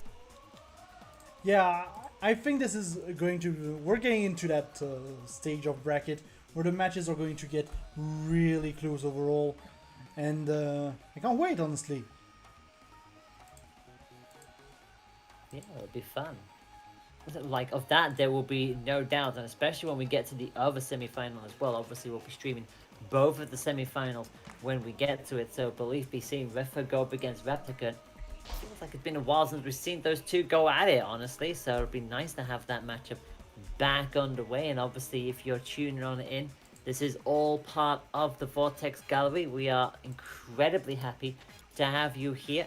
Remember that this is the second of 3 ARMS tournaments that you'll be seeing today. We had Japan earlier, we have an EU now, and then later on we'll have America to close out the trilogy of ARMS shenanigans. It's been fun so far, wouldn't you agree?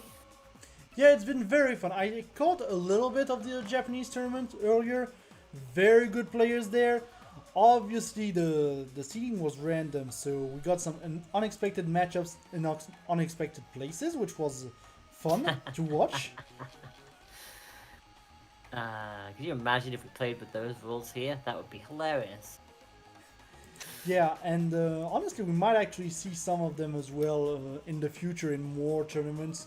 Most notably, we do have rollback netcode in this game, so we can absolutely play to an extent internationally, which is always fun to see. And we are seeing the Cobra come out from Grimwood. Grimwood with the Cobra, with the clapback in hand. You definitely bet we're going to see it. But we've also got the popper, and it is going to be the clapback popper on the right hand side of the screen, going up against the toaster and the hottest of slams, who are all fiery loadout for Iceman. And if you're curious about what the difference between the clapback and the Guardian, with the clapback, well, it will reflect an arm right back at you. So the slap will try and curve around it, but crucially for Iceman, they'll not want to get hit by their own fiery boxing glove. Yeah, I've seen the clapback Cobra come out multiple times in Japan, but it's much rarer that we see it in Europe, let alone played by Grimwood here. And I have to wonder how it's going to work for him. And so far it's doing wonders with that extreme girth of that clapback. Look at how big it is. Yeah, it's a big old hitbox to really try and get around, and Grimwood tries to go for it, but crucially, Iceman went for the counter burst, but it didn't happen because the clapback just cancels it all out.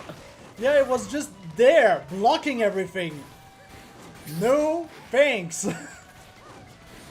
And Grimwood, wait, has Grimwood even been hit yet? This could be the first bona fide perfect of the game. That's a popper hit. It is a perfect. Yeah. It's the first perfect of the stream, and Grimwood has absolutely put the time in. And Iceman says, okay, slap ain't working, let's try the C-key.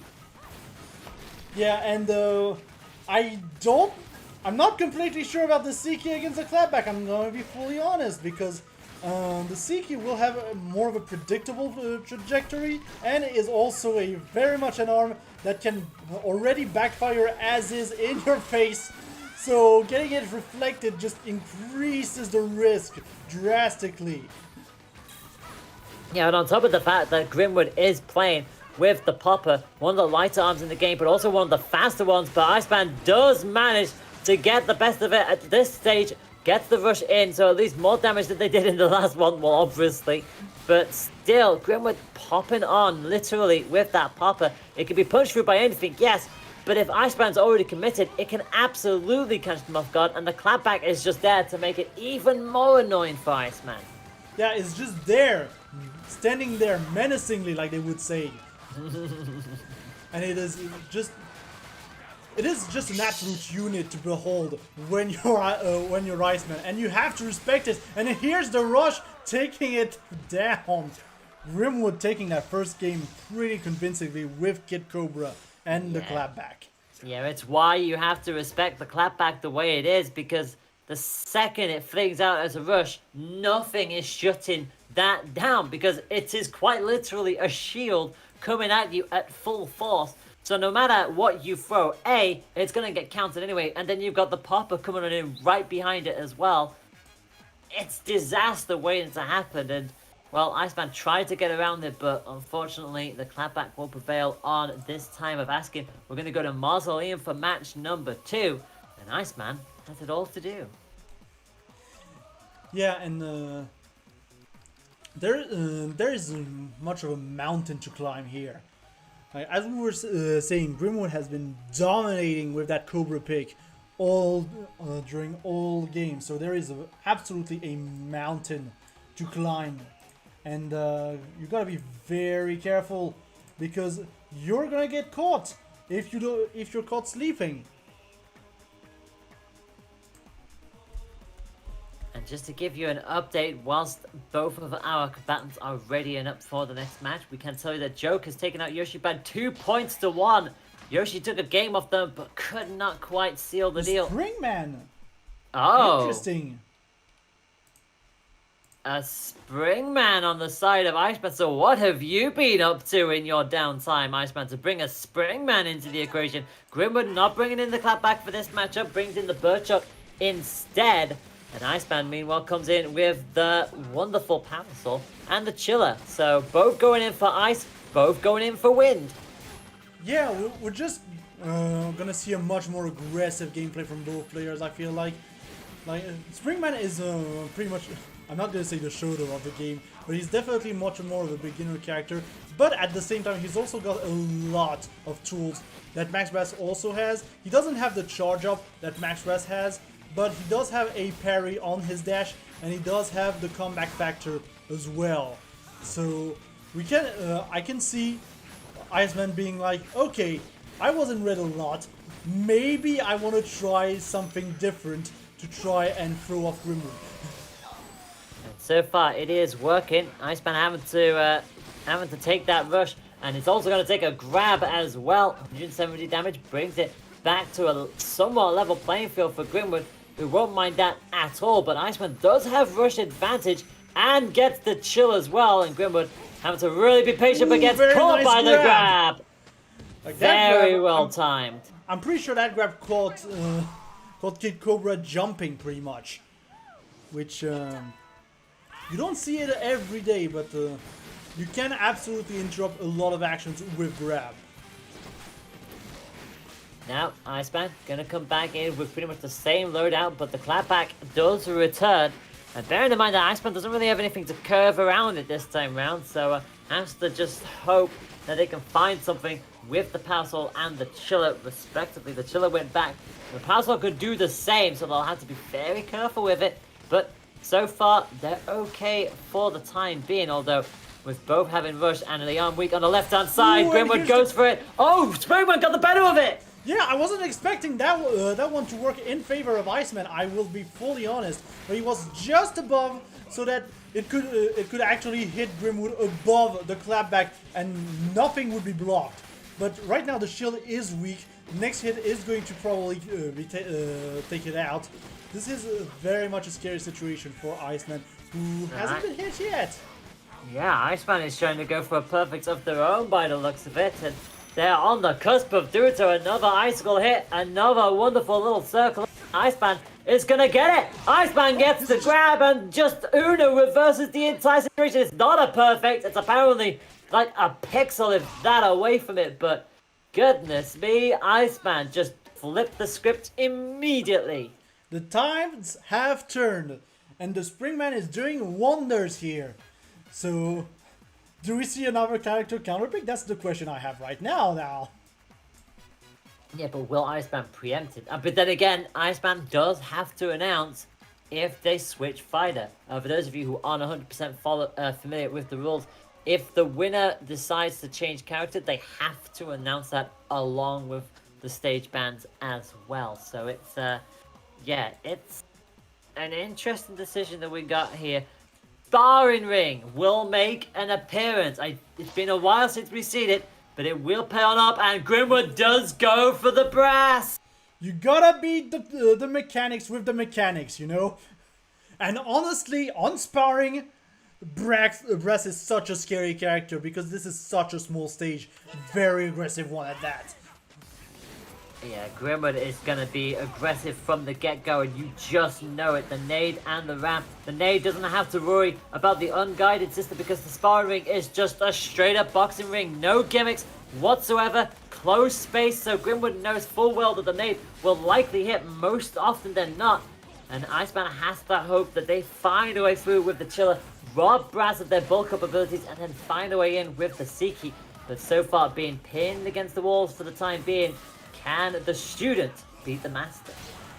Yeah, that is very interesting. I do think that, once again, those two characters are very good on sparring ring, especially with all the parry stuff they can do.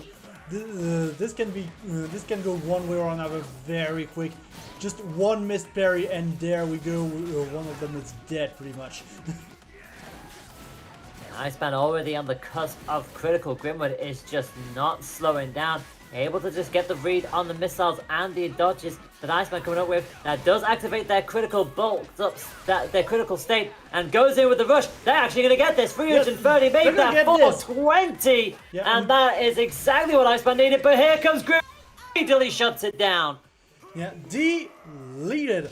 Like, once again, we've seen it multiple times. The Seeky damage on the rush just took out half of Grimwood's health. But Grim didn't care, he just rushed back. It's like pretty much at that stage you may as well, because it just shuts Iceman down before they can get any more momentum up. And it means that the set point is on Grimwood's side for the time being. But you know Iceman, he'll find a way back in because that's just what he do. They trade! Which crucially works better for Grimwood. Gets another self-destruct with the Seeky and quickly turns it back in their favor. Yeah, that's Seeky. Just scary for both players at the same time, which is such a weird thing to say, honestly. To have that weapon just being scary for both players at the same time. And Grimwood knows that Grimwood is going to want to take advantage of that fact. And he's going to almost get the counter rush, but he's going to get blown up anyways. Yeah, again, that was definitely better for Iceman that time round. Just like, yes, they don't get much of their rush, but at least they managed to cancel Grimwood. But now, Grimwood enters that critical bulked up state. A grab from Iceman is great. Another one of those would be absolutely fine. And that's exactly what they're going to... So, 1-1 in the set, 1-1 in the match. It all comes down to this final point. Yeah, and Grimwood with the double nade, just going, okay, we're just gonna punch this kid with bombs. I've had enough of this. Yeah, taking my Bombman Online experience, I see how it is. But we are gonna go thick and fast, and Iceman being pinned into the corner. Remember, rush is up for both of our combatants here, and we know how much damage the Seeker rush can do, so Grimwood has to be careful with it. As much as aggressive as they want to be, they know full well that they have to respect it, but they get away with it. Very nice dodge here from Grimwood, who has the rush advantage right now. He's going to get stunned by the Seeky, though. That's going to be big damage in favor of Iceman. But here's the rush with him. Here it is going to land on Iceman. Very nice reversal here. Oh. And the grab. Brass is charged up. He is tensed up. This is going to be a shutdown, though. Quickly shut down, and Iceman again shuts them down in midair. Grimwood keeps going for the jump back into the center, but Iceman consistently has a read for it and has rush again, charged back up and ready to go. Grimwood desperately flinging on into the corner, just about avoids one grab attempt and hits the nade with the second chance. So they almost have rush set and ready to go as well, but Iceman isn't critical. This could be the KO. It is the KO. Just enough. Iceman gets away with it, wins this set by 2 points to 1 and 2-1 in the match itself. How close do you want it to be? The student does indeed beat the master. This was such a close match, and that comeback factor just coming in clutch in favor of Springman. We always say that never say GG to a max brass, but when you've got a Springman who stands up and has just Seeky rush available and it hits, this is going to get very dangerous very quickly, and we've just seen it there. Goodness me, yeah, you thought that, especially in the early stages of that final point, it was gonna go Brass's and Grimwood's way, but Iceman again showing why they've won as many competitions as they've done, showing why they are second place in the overall standings for the Challenge Cups. It is just impressive, but Grimwood's so close. They'll be a little annoyed, but they also know that it's not over yet. The losers bracket is still available to them, and they will have to work their magic down there instead. So as we get ourselves ready for our next semi-final matchup, that will be between Riffer and Replicants. An update as to what has happened down in losers bracket. We can confirm to you now that the top 8 down there is set and ready to go. because we have Kiki taking out Simo by 2 points to 0. As Mr. Adel went through because Aloy unfortunately had to DQ. Joke beat Yoshi by 2 points to 1, and Yam beat Ghost by 2 points to 1. What is it with those two individuals, Ghost and Yam, consistently going to match 3 against each other? I swear they've been doing that a lot recently, which I guess just shows you how evenly matched the pair of them are. But it does mean that it'll be Mr. Adel versus Kiki and Yam versus Joke down in the losers bracket from there. They'll be fighting to see who goes into losers quarterfinal, but that is for then. This is for now. It's the revolutionary champion Riffa going up against Replicant. Yeah, and we're going to have one hell of a match, I feel like. Just 2 seconds to set up everything. That is absolutely fine. If you are wanting to follow along at home, remember that there is the bracket command. You can have a look at it with the smash.gg link that has been posted. Thank you very much, Riffa, for activating that. And again, a shout out to Riffa as well, overseeing things behind the scenes. Obviously, we've got Arkrim behind the scenes as well, and Matthias is the one hosting the stream on their side of things. So massive shout outs to everybody for doing their part so far. And of course, massive thank you to everybody behind the scenes of Vortex Gallery as well, because this month has been awesome so far. Some amazing tournaments, some amazing matches across every series we've had so far. And there's still plenty more action to come as well. So hopefully we can keep you entertained for the rest of the day as we enter the latter stages of the EU tournament here for ARM. Indeed, we are going into this second winner semis with Riffa and Replicant. Both players having fought a lot, obviously. They both know each other very well, and we could see layers upon layers of mind games here. And what we're going to see first is Temple Grounds. Temple Grounds first after all of that, and do remember that these wonderful individuals will be participating over a prize pool. I think it's currently sitting at $366, which is just a massive number to see. To everybody who's contributed so far, thank you incredibly. And remember that it's the top 3 that will be getting money payouts. Third place will get 20%, second 30%, and first place will get 50% of the winnings. So you know it's time to get very serious now as we get ourselves ready for what is going to be Riffa's first appearance on stream, going up against Replicant on the left-hand screen as Lollipop, and it's Mistango for Riffa today. Yes, the Mistango is out, and we all in Europe love the Mistango. It's such an underrated character, but with a lot of good tools when he gets his mask on. But that's the key thing, he needs to get one of his masks on. They do rotate one at a time on his right now, but to get one on, he does have to dash into it, and there it is. We now have yellow Mistango, which can absolutely charge the rush very quickly right now. It also gives them rush priority, but we'll divulge more on that as we get there. You'll see blue and red. Blue gives them more speed, red gives them more power, and that's all the power they need for the rush. Replicant into critical already. Another hit with the curve of the boomerang, and well, the coolerang technically, and that is already putting Replicant at a massive distance. Gets a trade back of their own, gets in with the bird chuck, and does have rush, but they will not be using it anytime soon as Riffa takes the initiative. I feel like the Cracker here is doing a lot of work for Riffa, just being there to poke Replicant, and Replicant just doesn't have quite an answer yet for it. Although he does have both the bird chuck and the Chilla, which could go through it.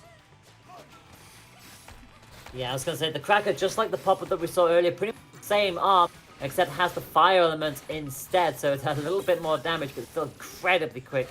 That'll be fast-paced, and we'll try to keep Lola off guard. Gets caught, well, not once, but twice by the chill, but crucially for Riffa, it wasn't charged. That one was, though. Thank you very much for that. And that's going to be Yellow Mask once again equipped. Now, this will give them rush priority. If Replicant tries to go for rush, Riffa's Golden Mask there will give themselves automatic advantage for a counterplay of their own. But the freeze is going to come up, and that is a panic rush from Riffa, and it's not going to pay out for them at all. Not at all, indeed. Riffa is now on the back foot. withholding the pressure of Replicant, who does have rush, does have the height advantage right now.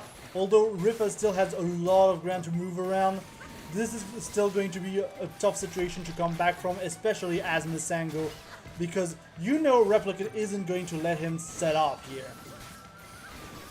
Yeah, I was going to say, and Rifa finally does get poked on down. The Bertrick finally comes in clutch. Like that all-ice loadout is really handy for Replicant, because it just keeps that mask off of Rifa at all points. And Rifa immediately going on the aggression, needs to try and find some way of slowing. And there's a bouncy Lola down. Replicant bringing everything they can to this position to try and get the better of Rifa in the early stages. It'll just give them that little bit of extra edge as the set progresses. But this is Rifa we're talking about. You never count Rifa out. Absolutely, but still, this ice, as you said, is doing some heavy damage to Rifa, just preventing him to get all the mask. Although right now he is in yellow mask. If he pops rush, he does get full invincibility off of it, but that does mean he would need to get to pop out rush. And I think he wants to wait for the right time to actually be able to hit Replicant with it and counter very much his rush if possible. Although he might not even need to at this rate. Yeah, probably not. Replicant has a massive health lead, and, well, they might just use the rush just to get this over done with. That's exactly what they're gonna do. Pins them into the corner, and that will be Le Champion taking the advantage in the early stages of the set by 1 point to nil. Indeed, very good showing by Rifa as always, and yeah, a lot of yellow mask play. I feel like Rifa has been getting the yellow mask a lot during this set, but that is also because Replicant wouldn't let him get any of a mask. No, not in the slightest, and that means we're going to have to see what Replicant is going to try and do to try and counteract this Mistango. Like I said, they did manage to take a point away from them in the end, but crucially, it's Rifa who takes the game full stop. So definitely had some nice little moments in there, but this is Rifa we're talking about. The second they get that ball rolling, the second they can pin any character in the corner of those respective stages, it begins to start to snowball from there. We are actually going to go back to Temple Grounds because, of course, we go back to Temple Grounds. I mean, of course. What did you expect? I don't know. I expected Snake. No, I joke. Obviously, I joke. Nobody expects Snake Park. Yeah, I mean, we expect Snake Park from Slacks. That's the difference. Well, we are going to get ourselves geared up and set, and I believe we started with a self-destruct from the Seiki, and Rifa did not like that at all. Left the blue mask up to get their speed up, but immediately popped on down by the Phoenix, which is a good choice for Replicant here. Knowing full well that Seiki is coming on out. If they can land that before the Cracker can do so on Rifa's side, they have a chance to keep that mask off of Rifa at all times. But again, this is Rifa we're talking about. The Seiki isn't quite working as well as they'd like to. They're very much heavily relying on the Cracker so far. Yeah, the Seiki is just too slow, in my opinion, for what Rifa is trying to do right now. And it's going to cost him a lot of health right now. He does have the speed, but I don't think speed is technically the answer right here. He'd be better off probably with the red mask that does give him some armor. But yeah, Seiki definitely not working right now. All the damage is done by the Cracker, and Replicant does have an answer to that Cracker right now. Yeah, Replicant is just being consistent in this match so far. 30 seconds left to go. Golden Mask is out, but it really won't help Rifa too much, although that is 2 Seiki hits in a row there, and the Totem does give them a little bit of a lifeline, but ultimately it is Replicant who finally finds that magic pixel and will take the initiative in the second game. Rifa does ditch the Seiki. Wise decision, my friend. Comes in with the Coolerang to go alongside that Cracker. Yeah, and I definitely prefer the Coolerang in that situation. Although he still needs to hit, but it is a much faster arm than Seiki, and Replicant's movement has been on point today.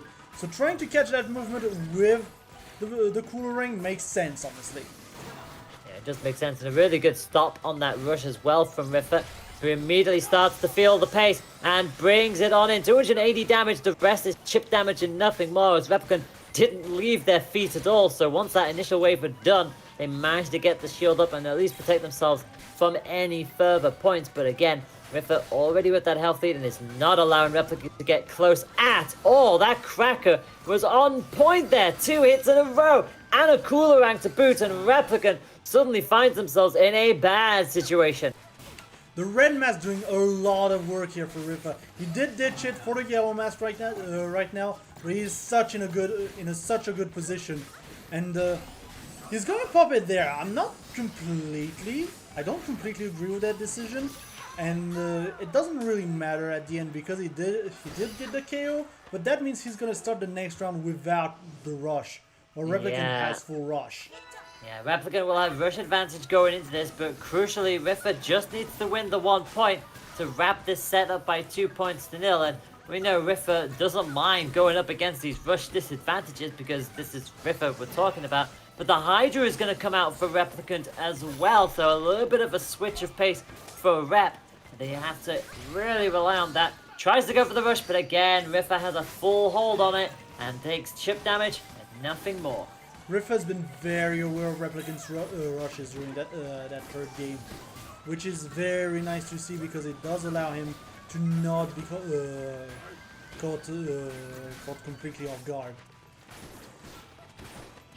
So far, health is still somewhat the same, although now, finally, Riffa does get in with the Cracker. 50 seconds left on the clock. Does have the rush advantage and goes for it, but misses it! They missed the initial hit! It's going to be an arm weak on the right-hand side for Replicant, but they'll take that. The grab, they, however, will not want to take. Replicant will have rush up in just a moment, but again, the damage has been done at the very least. But again, just like that, Replicant can still find a way in, but they've got to keep Riffa pinned in here. And that is exactly how to do it. Phoenix sweeps on around. That is the big key. Riffa is completely pinned in the corner. That full rush is going to connect 375 damage. This is going to turn the tables completely. Riffa now on his last chunk of HP. 10 seconds in, he will need a miracle to make this one work. Yeah, quite literally. I don't think they're going to get it at all, although they do get one volley if they get a grab. It's the buzzer beater instead for Replicant. A 0-second KO. That's the first one of the stream, and it ties this setup. Both semi-finals will go the distance. We have seen some amazing plays, honestly, so far in the both semi-finals, and I am not surprised to see that one go the distance. Honestly, both players are on a pretty even footing overall, and that is always nice to see as a spectator. Although we are going back again to Temple, apparently. Oh my god, you two couldn't pick a different stage to go to? No, I kid. If you're comfortable with a stage and you can make it work with your character, why the heck not stick with it? And yeah, that is going to be a third session of Temple Ground in a row. Riffa will likely not switch up from their character at this stage. I don't see him bringing Ninjara into this mix. And yeah, it will be Mistango again going up against Lola's Replicant. Yeah, as expected, we're keeping the Mistango. The Mistango is definitely doing the work right now. Why change it? Like, I wouldn't change it, honestly. The Cracker comes back out alongside that Coolerang. Replicant with the Phoenix and the Hydra, so it worked in that previous point, and Replicant has the confidence, but this is Riffa. Riffa begins to adapt and learn with every match that they play against. They are going to do everything in their power to try and take that advantage back away from Replicant, but Rep is not giving this up anytime soon. They want to do the upset. They want to take Riffa down into loser's bracket and to deny Riffa yet another top 3 in another ARMS tournament. Which, yeah, that is understandable. There is a lot of money on the line as well, which, yeah, you gotta be motivated when you are at this stage of the game. And yeah, Yellow Mask obviously here is going to absolutely allow Riffa to murder Replicant with that rush. Yeah, it's kind of like a checkmate scenario. It's like, well, I've frozen you, I'm going to go for the grab. If the grab don't connect, I have rush to immediately deny you anyway. So, yeah, that was always going to happen. Riffa on the halfway mark, Replicant into critical. Does have rush available if they feel spicy, but I don't think they'll do that unless they know they've got a chance to take an advantage. 30 seconds left on the clock. They have to make the most out of the situation. Riffa at the halfway mark gets another hit with the Coolerang. The Cracker does a little bit more damage. The pillar will drop. It looks like this is Riffer's to lose, but a grab can very easily sway this. 15 seconds on the clock. Replicant could get a KO with the rush, but it just depends on what they choose to do. They're trying to bait any response out. Gets the Just grab that on grab. Ripper. That is going to be crucial. Right now, No! that KO is gonna shut down any comeback potential here. Yeah, too close for comfort with that Mistango, and the Cracker, it's a lightweight arm, it's a quick arm, but crucially, it did what it needed to do, hit up on recovery, and takes that point away, and it means that both now have rush available, but it's Riffer with the rush advantage as long as that mask stays up. Indeed, as long as this mask is there, Replicant wasting that rush to make sure that Riffa doesn't get his. Weird decisioning here. Obviously, Riffa was going to go for the rush there to get the invincibility. With that yellow mask, that was pretty much a free option. But still, that was, I guess you just wanted to waste Riffa's own rush. Yeah, it was very much a case of like activate the rush, get yourself out of the grab attempts, and then just shield the rest of it and go from there. They did get a hit with the Hydra, but again, it's Riffa with the health lead in the early stages of this point. They may be in the corner, but they won't mind. Yellow Mask back up and ready to go. Another successful knockdown, and with Replicant into critical, Replicant does get the hit in with the Phoenix, so at least puts Riffa back towards the end of that critical spectrum, but crucially, Riffa is in KO range of a rush of their own. Another successful hit with the Cracker, and that's it. That is it. Riffa gets themselves in 2 points to 1. They are in to the top 3. Whatever happens from here on in, and well, I guess it's no surprise that the top 2 players of Riffa and Iceman are the ones in winners final. Yeah, no surprise here on our winners finals, which yeah, that was expected, honestly. That is pretty much what we expected. You say that was very close matches. I was gonna say, you say that was expected. Replicant doing incredibly well in there. Like, they were absolutely taking that fight to Riffa. And we've seen Replicant beat Riffa before. If anyone can upset Riffa, Replicant is very much one of those names. Has a pretty big following because of scenarios like that. And they absolutely had Riffa on the ropes on a variety of different portions in that set. But unfortunately, that third set, Riffa was not wanting to have that go any longer than it needed to. Patiently biding their time, not like every single time they got to chill, they had their combination in mind. They went for the grab, if it didn't hit, they had the rush, and there was no way Replicant was going to be able to deny that. So it sucks to see that kind of thing happen, but at the same time, that's what makes Riffa a 27-time Challenge Cup winner. He has this experience, he knows when to go. Exactly. Yeah, and while I'm updating the bracket right now, which is going to start looking very interesting. Just once I get it. Yeah, I could tell you right now that Yam has beaten Joke by 2 points to 0. So we already know that it's going to be Replicant versus Yam. What we don't know is who will take on Grimwood. Will it be Adol or will it be Kiki? That match is still being played as we speak. So Lewis's quarterfinal is beginning to shape up, but crucially, we have winners final. Winners final is what we have. Riffa versus Iceman. Yeah, but before we get to that, I would like to once again shout out our different sponsors for the event. Starting with obviously Wolf TV. We are back for season 2 with monthlies every month, because monthlies, you know, that's how they work. Starting with Samurai Showdown for the Nintendo Switch for Europe. This is next week on the 18th of September at 8:30 p.m. CEST. So if you want to play some Samurai Showdown, feel free to join the tournament. We will gladly welcome you there. Additionally, Arms Monthlies are now a thing. So those are open to the entire world. As we said, Rollback Netcode, we do have this. So this will be on October the 2nd at 9 p.m. CST. Make sure to register for that. And next up, we have next weekend's Vortex Gallery tournament, we have a lot of goodies here. We have Toho, we have Jojo, we have Goro, we have BlazBlue, we have a lot of goodies. So if you're interested by any of these tournaments, make sure to register now as registrations end on Tuesday evening.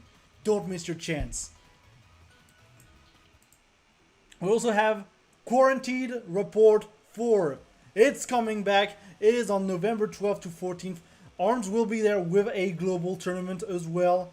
This will be such great fun. This is all as well for direct relief and all the research against COVID-19 and other illnesses. So make sure to check it out. Registrations are open.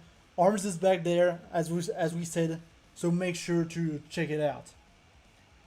And if you're in North America, we do have Pinnacle 2021 happening in Vancouver on October 8th to October 10th. Lots of games there. Feel free to go there if you want to. We have Guilty Gear Strive, Marvel 3, Street Fighter 5, Tekken, On the Night. We have Smash Brothers, obviously. Just lots of good games here. I'm very excited to see what's going to happen there.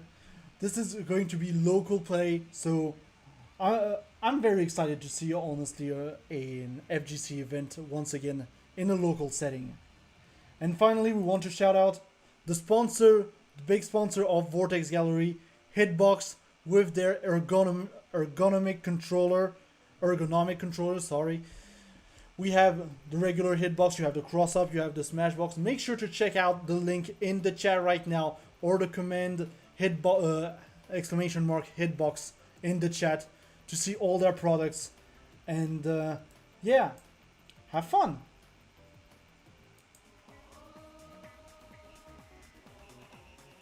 And yes, we are getting ready for, I believe, winners finals first.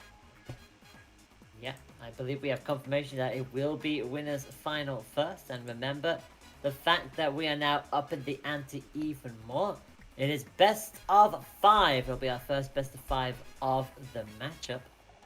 Although, what is this chat that I'm seeing right now? There's some interesting. Yeah, there's some interesting chatting going on right now. I will say that much. Yeah, I was gonna say there was some weird stuff happening in that chat.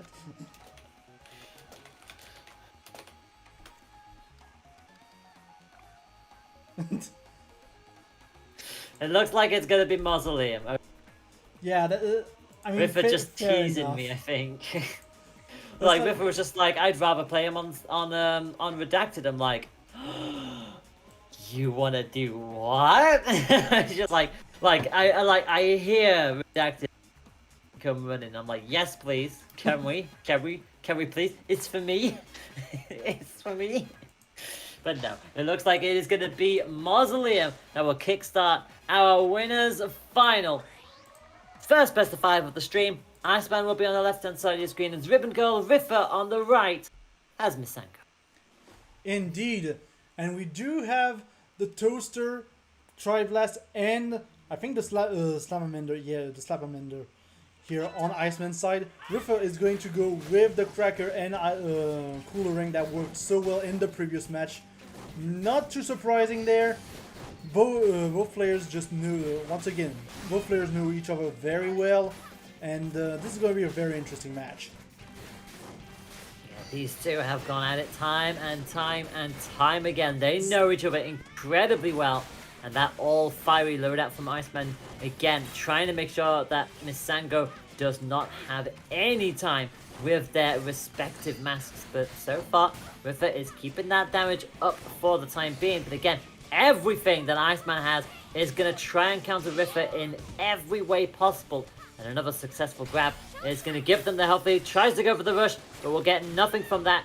And actually gets cancelled out by Riffa in the end. But crucially, whilst Riffa does have the rush advantage, haven't been able to really get any kind of momentum go. Although having said that, 2 Cracker hits in a row will absolutely do it. Yeah, Riffa is struggling to hit Iceman right now. The Ribbon Girl mobility is such that you just she's a very good mix-up character in that sense. With her, how many jumps I don't remember, and fast falling. This is a very tricky character to hit, and Ripper is definitely having a lot of trouble reading Iceman's movement right now. Although I say that and it's almost even, and there we go. I was literally going to say that they've both traded each other with a fire elemental charged hit twice in that matchup. I was honestly dreading the fact that we were going to have ourselves a double KO, but it didn't happen. It has not happened, and yes, just to clarify, there are draws that can happen in this game in two different ways. A timeout draw, if they're both on the same health, or a double KO, which has happened before. But we haven't seen it on stream yet today. And I don't think Riffer or Iceman are in the mood for that right now. Yeah, I mean, we've already had double KOs last month. Not every month, come on. Like, Yeah. If we do it every month, it's not special. They are rare occurrences for a reason, my friend. And that grab is going to be timed to perfection again from Riffer, who puts Iceman into critical. Does finally get hit with a hit from Iceman, but having said that, Riffer seems to be much more comfortable in this matchup in the second point. Although having said that, the second I utter those words, yes. Iceman is playing incredibly aggressive here. Finally gets shut down by Riffer, who finally has had enough of Rip and Go being in the air. They're still going to try and go for it. Another successful hit, and the trampoline is out. Which is very good for Iceman, honestly, because now he's got the air advantage, but doesn't need it. Just gonna close it out right then and there. That is gonna be that. Would you believe it? It's gonna be Iceman who gets the better there. That trampoline came out in the nick of time, and the rush was always gonna hit Riffer from there. Beautiful timing and patience from Iceman. They're gonna take the initiative in this set, which is what you like to see. Riffer, well, you know, it's still early days. It's still only match one. Remember, this is best of 5 now. So, they got that little extra game to figure out what they want to do. But, crucially, Iceman needed to get that start the way they did. And, like I said, that trampoline very much saved them. Yeah, I mean, the trampoline wasn't up for that long. But it still, I feel, made a little bit of difference. And we're going to Ninja College here. Which, I'm not completely sure about that choice. I feel like Ribbon Girl would be very good on that stage, just because she doesn't have to worry as much about the height. But could be wrong. I could be wrong. Very much could be wrong as we go into Ninja College. As you said, the height very much going to try and work on both sides of the field. Riffer is always comfortable on this stage, as we've seen before. And Iceman with the ribbon just cannot get any verticality at this stage.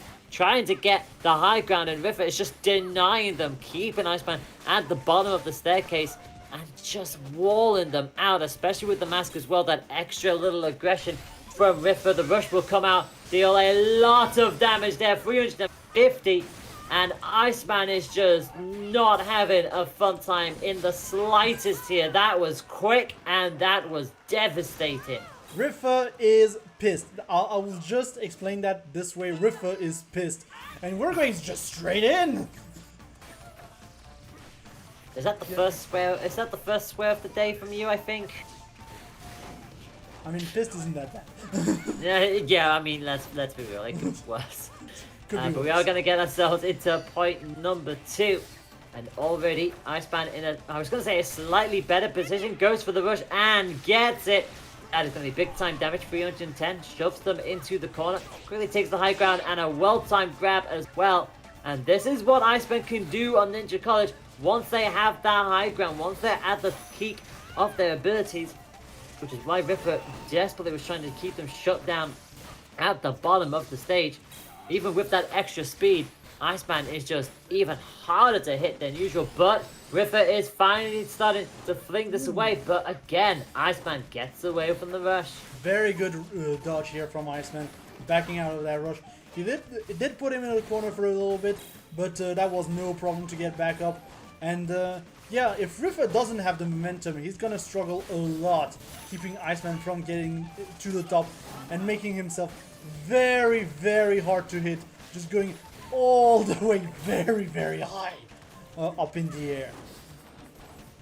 Riffer's got Rush charged up again thanks to that good old golden mask. 15 seconds to go and they're going to score with it. It's not going to be enough for a KO because unfortunately because of that height differential, Iceman does hit the deck much earlier. 5 seconds on the clock, another cracker hit. They've got to hit something big and fast, but the grab won't do enough. Riffer knew it. And that, go on. He just let the grab happen to get to the timeout, making sure to ensure his victory. Because he knew the grab wouldn't be enough. And 100% was not. So, one apiece in the early stages here. We are going to see the bans coming on up. And Riffer unfortunately got a little too carried away. Banned Sparring Ring and Buster Beach, but didn't ban Via, and it was just a little too late. And so it means that Via Dulce is going to be the pick. I think if Riffer very quickly realized, oh crap, I'm going up against Iceman, that was the last stage I needed to have happen. Yeah, this is not the stage he wanted, but I guess we're still going to be still, because he wasn't fast enough in correcting himself. No, that's just how it be sometimes. And it means that we're going to head on over to Ribbon Girl on the left-hand side of the screen. Coming in with that toaster and the hottest of slams. The cracker for Riffer alongside the Coolerang. Just realised that it pretty much means that every arm here is a fire element, with the exception of the Coolerang, which is rocking in the ice, which, to be fair, you kind of need it against Ribbon Girl, because you need to find a way of slowing her down, because, I mean, look how fast she is. Yeah, and she just has the jump, so with the Coolerang she can't jump, so you completely shut her down, essentially, with the ice hawk. But, yeah, look at how quick Iceman is moving right now. Just going around and around and around Riffer. No problem here. Yeah, and this is exactly why Riffer was like, yeah, I should have banned this stage. I realized I made a mistake.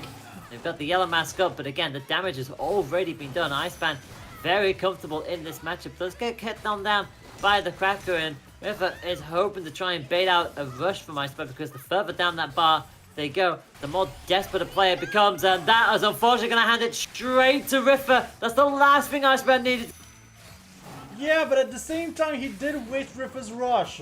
Like, once again, we see both players popping rush, with Riffer having the yellow mask, but at the same time, his opponent just didn't budge. It wasn't enough, unfortunately, for Iceman to get some sort of an advantage back, but that's once again the play you kind of see with Mistango on the field. With that, we're going to start off with another pointer. And again, that red old mask, that big old intimidation factor from Riffer's Mistango. It's just consistently shutting Iceman down and now picking them into the corner. And suddenly, this stage isn't so bad for you now, is it, Riffer?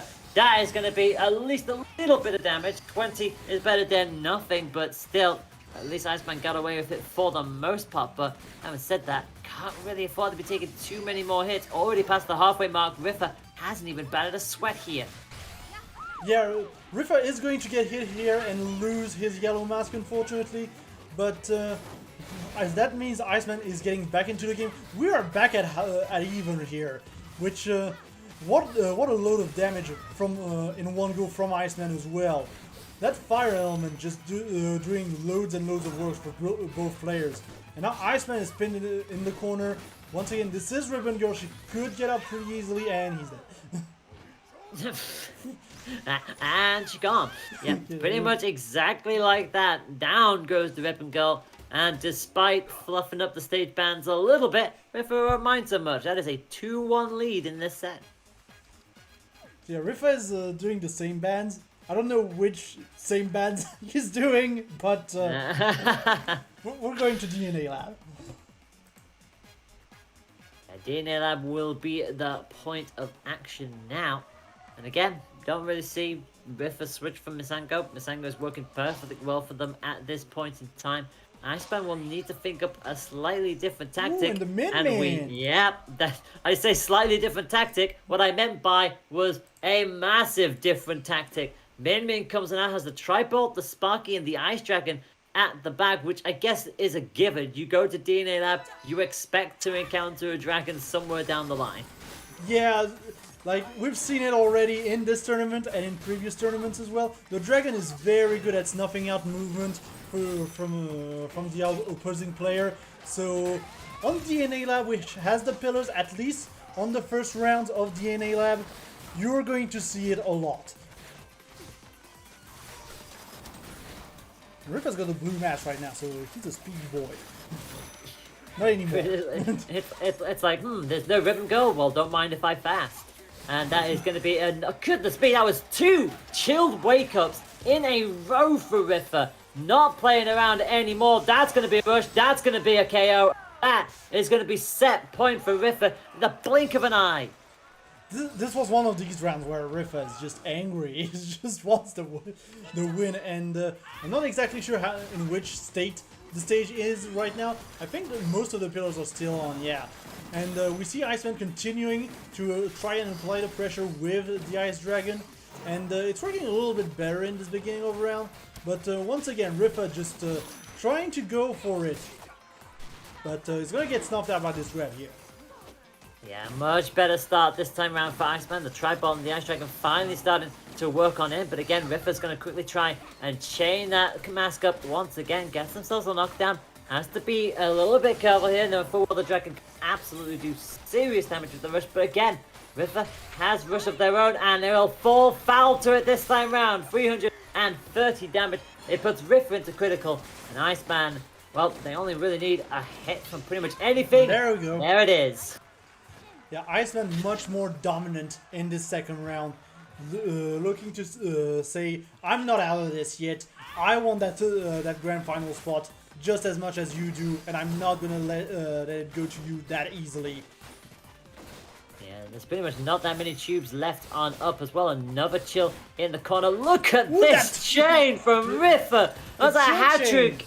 That was a hat trick of boomerang hits, and that is momentum clearly on Riffer's side. 365 damage, and Iceman is looking like they could get perfected here if they're not covered. No, they won't. The bot finally does come up in the nick of time, but that is a lot of health to devastate from here. But Iceman is keeping themselves in. Oh, they clipped it, but they went too far. Yeah, I've seen Iceman come back from worse though. Although it is still Riffer on the other side, but I've seen Iceman come back from worse. He does have the tools, and it doesn't matter. Yeah, it's not happening that time round, I'm afraid. Another quick little hit, Riffer, and that will be that. 3-1 in this set, and it is, of course, the Revolutionary Riffer that makes their way into Grand Final in a major Vortex Gallery tournament. It's great to see that all transpire, but for Iceman, they're going to have to do battle in the losers final if they want to have a chance at that grand final prize pool. Indeed, it is going to be it is going to be still a little bit of a tough bracket to come back from, I feel like, but I'm confident to say that both players will be good, honestly. Like, I don't know what to say. I'm trying to set up things at the same time, so words are hard. You are absolutely fine. We have been going for, oh gosh, we are actually a couple hours in at this point, so it's been fun. We've had some pretty interesting shenanigans so far, but now we turn our attention to the losers bracket. We can tell you that Mr. Adel did take out Kiki by 2 points to 1, so Kiki will unfortunately not go any further, but the losers quarterfinal also wrapped up before we even knew what was happening. Grimwood took out Mr. Adel by 2 points to 0, and Replicant beat Yam by 2 points to 0. So your top 4 is confirmed. We know that Riffer is in Grand Final, and we know Iceman is in Losers Final. Yeah. We are now going to see who is going to get that third step. Will it be Grimwood or will it be Replicant? One of these individuals will get into the Losers Final and guarantee themselves a slice of the prize pool, and the other will unfortunately finish in 4th and just miss out by one crucial set. Indeed, and as we were saying, we are going to go into losers semis. This is pretty much the last stretch. This is going to be a best of 3 again, and we're going to see Grimwood take the stage again against Replicant. Yeah, between these two, it's going to be great. The pair of them have had some hell of a fight in the past. Remember, Grimwood with 8 EU Arms Challenge Cup wins, Replicant with 3. Both of them have been on the top 3 positions so many times beforehand. So again, the experience is there for both of these individuals. And I think I did see somebody message going, did Grim play yet? You're literally about to see him play. It could be for the last time, or it could be for the penultimate time. You never know. Yeah, you never know. Like, both players are pretty much evenly matched, in my opinion. And both players could come out on top, so I think we're going to see a very good round of arms right here in losers semis. Once again, this is best of 3 though, so not the best of 5 we had, not quite the adaptation we have, and yeah. Just to clarify, it is the last best of 3 It is of the last the best of stream. 3. Yeah, once we're done with this, we'll be into losers final, and from that point onwards, best of 5 from here on out. So you get the general idea, and again, like, you know, the stakes could not be higher at this point. I think the prize pool is still currently sitting at $366.50. If you would like to contribute to that, we should have a link to that in the chit chat. Exclamation mark Matcherino if you want to contribute to that. There's also a merch store if you follow the link. We got merch. We got merch, and it contributes to the prize pot. So feel free to do that. Even better. You love to see that. And of course, if you want to contribute to any of the other tournaments that are happening as well, you can do so from that handy dandy link. We had the Japan tournament earlier. We have America coming up later on in the day. So plenty of arms shenanigans still to come here at the Vortex Gallery. But that will be for then. This is for now. Grimwood will be on the left-hand side of your screen, coming in as Maximum Brass. Meanwhile, Lollipop comes in for Replicant, and for the... Oh my god, can we please see a break from Temple Grounds? Ah! No, we're gonna see Temple Grounds until the end from this one onwards, I feel like. So, but we're gonna see also explosions everywhere. Replicant with the nade and the cooler ring. Grimwood going with the double nade. Once again, this is the time to just punch everyone with bombs in the head. Power in a glove. More power. Pretty much all of it. And again, it's the cooler rank that breaks the train of it being an all-explosive match. I guess Replicant was watching what Rifu was up to. But still, being a horse to be reckoned with, Grimwood does get another series of nade volleys. And again, whilst they do trade, because Brass, once he bulks up, is classed as a heavyweight character, they'll just phase off. They won't get knocked down by any other means. Replicant is getting a lot of explosions in the face in the early stages. Manages to chain one up on their own, so it's not out of the woods yet. In fact, both pretty much on a similar health here with 35 seconds still to go. Grimwood took a lot of explosion damage during that first half of this round. Like, he was just taking that and taking that over and over again, from parrying the punch and then just taking the explosion damage. And we're starting to see that it wasn't the best idea from Grimwood, because now the damage is pretty much piling up, despite him being knocked down not that often. Yeah, this is why Brass is always so scary in the dying moments, especially in this critical buffed up state. Replicant needs to just keep themselves at bay. Rush is going to come out. It'll hit the pillar. Chip damage. It's a draw! It's a draw! It's a draw! Just enough to get a draw! Oh, you have got to be kidding me. The first draw of the stream here in the Vortex Gallery, and you love to see it happen. The nade immediately wakes them up, so neither of them are going to get themselves a point. And this could be a long set, my friends. This could be a very long set, and once again, we do have a very defensive character on the field. And we do have Grimwood switching out one nade for the chakram. And I feel like this is a smart decision overall, just because the double nade wasn't doing so great. But the chakram will allow him to get some more confirms onto that very elusive Lula pop. Yeah, and if anything, it does start to cancel out the Coolerang of Replicant as well, since both of them are curved arms. They'll absolutely fight each other, but Replicant gets another good time in with that rush, 310 damage, but again, it just does enough to tag Grimwood into that critical buffed up state, which is always dangerous, and we saw Grimwood turn this around last time around, and again, no fear on the side of Grimwood. They just fling in the nade every single time it comes back to them. They take a little bit of extra damage, but again, they're unfazed at this point.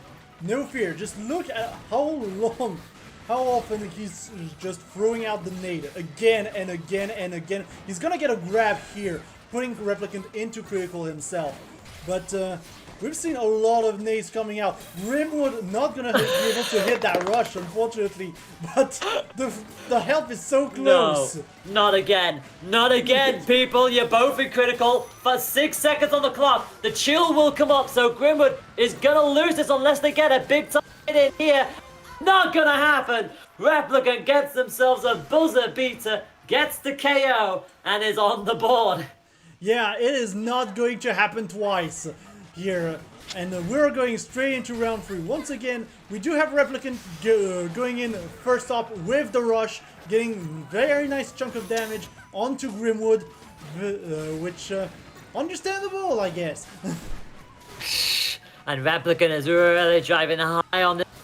Now they started as they're meaning to go on. Grimwood is already into critical, finally gets a roaster hit, going in for the double roaster, putting the explosives away for the time being.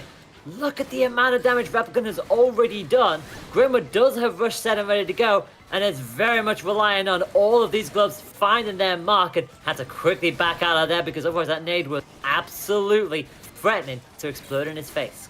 Absolutely, and yeah, this is going to be a tough one to come back from for Grimwood, but never say GG's to a Max Brass, as we said. We do have the Brass in critical state. We do. He can go just the distance if he wants to, but he doesn't want to today. Not this time around. I think Replicant realized how close that was going to end up being. Finally shuts them away with the nade. And goodness me, the game will tell you that Replicant won by 2 points to 0. But that will not tell you the full story, that we had to play 3 games to get there. To get there. Yeah, ARMS works in mysterious ways. Like, I know if you play other fighting games, usually the double KO counts around for everybody. Not in this game. This game isn't that generous. Oh my goodness me, I love the fact that like a couple of rounds ago, I was just like, ARMS can give you a draw and a double KO, but they are very rare occurrences. I flung that out there, hoping to jinx myself that we would get a draw.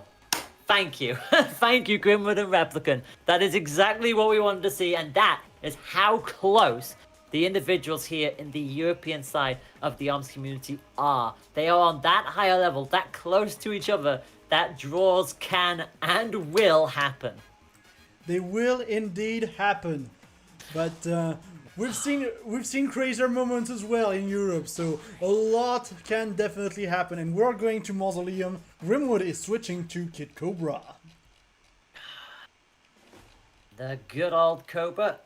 If you ask certain individuals, believe, they'll say that Kid Cobra is hot, but your mileage may vary. What we do know is that Kid Cobra is not the stick, but absolutely packs a punch when it comes to the clapback and the fast speed that pop-up brings us. But Replicant is already on a bit of momentum from that previous matchup, going to Mausoleum now with the Hydra and the Coolong. So both are really switching up what they're bringing to the table here, with the exception of Replicant, who obviously comes in with the same fighter. But yeah, different arm setup here.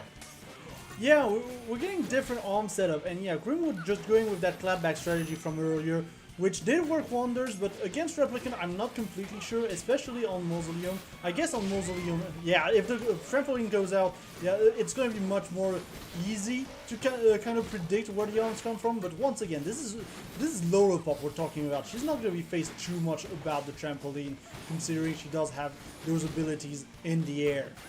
Yeah, I was gonna say both of these fighters are absolutely fine just slipping and sliding around on that trampoline. Kid Cobra can pretty much just slide around and somewhat negate that as well. The same goes for Lola because she can just bounce on her own accord, so she won't mind hopping onto the trampoline whatsoever. Grimwood already on the cusp of critical. The Hydra again is just keeping Grimwood on lockdown, not allowing Cobra to really get carried away, and the Boomerang is there for the extra purchase, especially with the clapback. And Grimwood, well, they've got 20 seconds to find a way to bring this back, but I do not see that happening anytime soon. They're just going to bide their time here. They've done what they needed to do, and that will be another KO, and that is set point. Indeed. I don't think the Cobra switch was the answer there for Grimwood. We could be wrong. We could see it do wonders in round 2, but it doesn't seem like it was a good idea. I do think that he was helped a lot by the Max Brass comeback factor, but here Kid Cobra doesn't have that factor, and he's struggling definitely against the Lolopop right now. Starting to finally get a little bit of momentum on their side. The clapback tried to come in to shut Replicant down, but the rush negates it anyway. Rush. 360 damage to their name. And now Grimwood has to try and slip and slide their way back into position.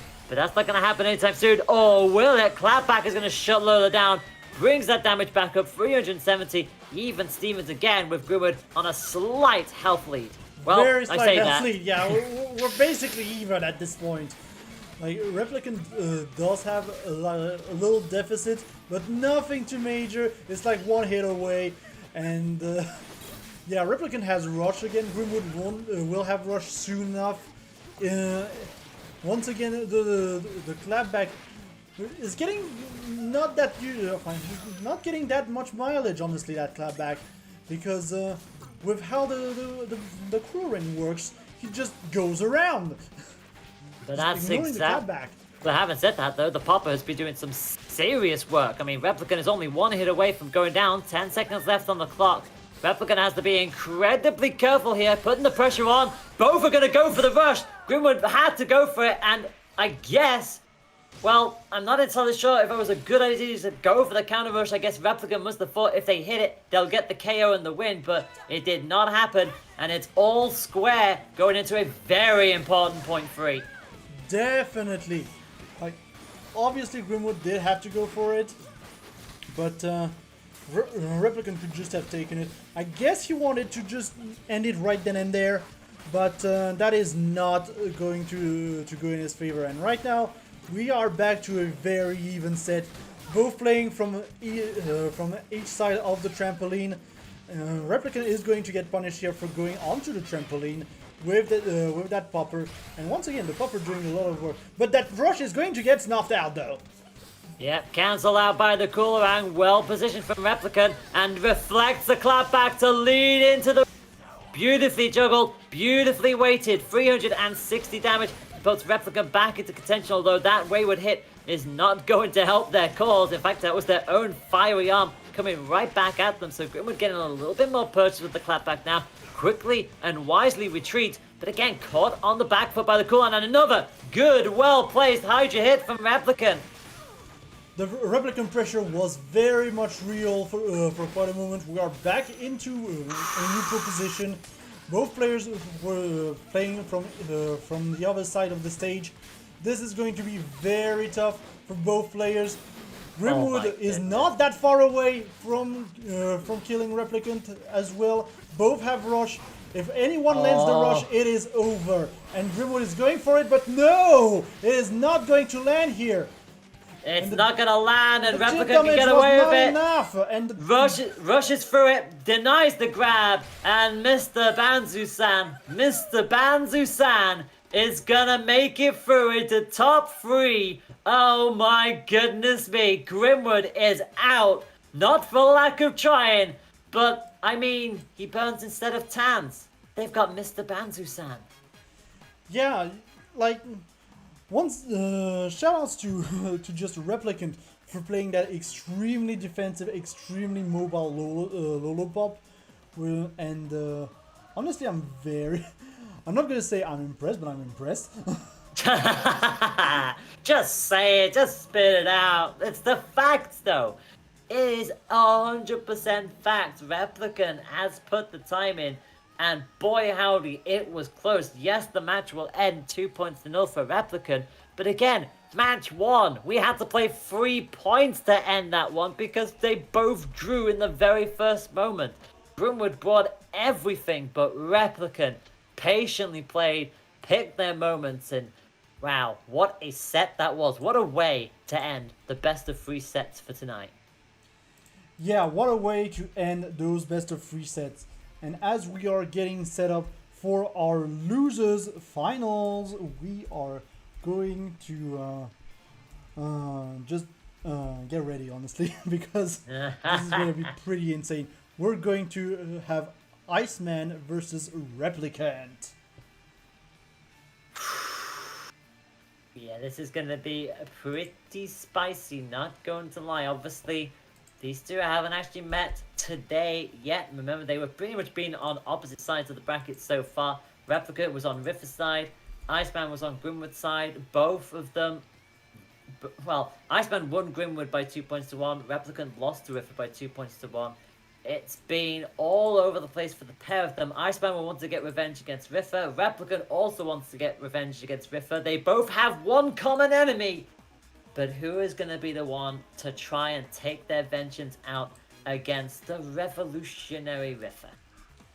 Yeah, they know that there's going to be a very tough match up ahead against Riffer. And the goal here is going to be to determine who is going to go against them, but they might want to try and save their stamina still for Riffa.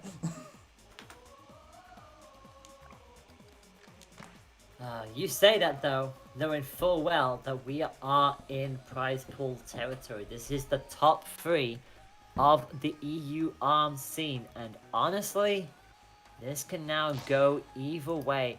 Whoever loses this set will walk away with 20% of the standings. Whoever makes it into the grand finals will be going up for even bigger stakes. Replicant on the left-hand side of the screen as Lollipop. Iceman will be on the right-hand side of the screen as Ribbon Girl.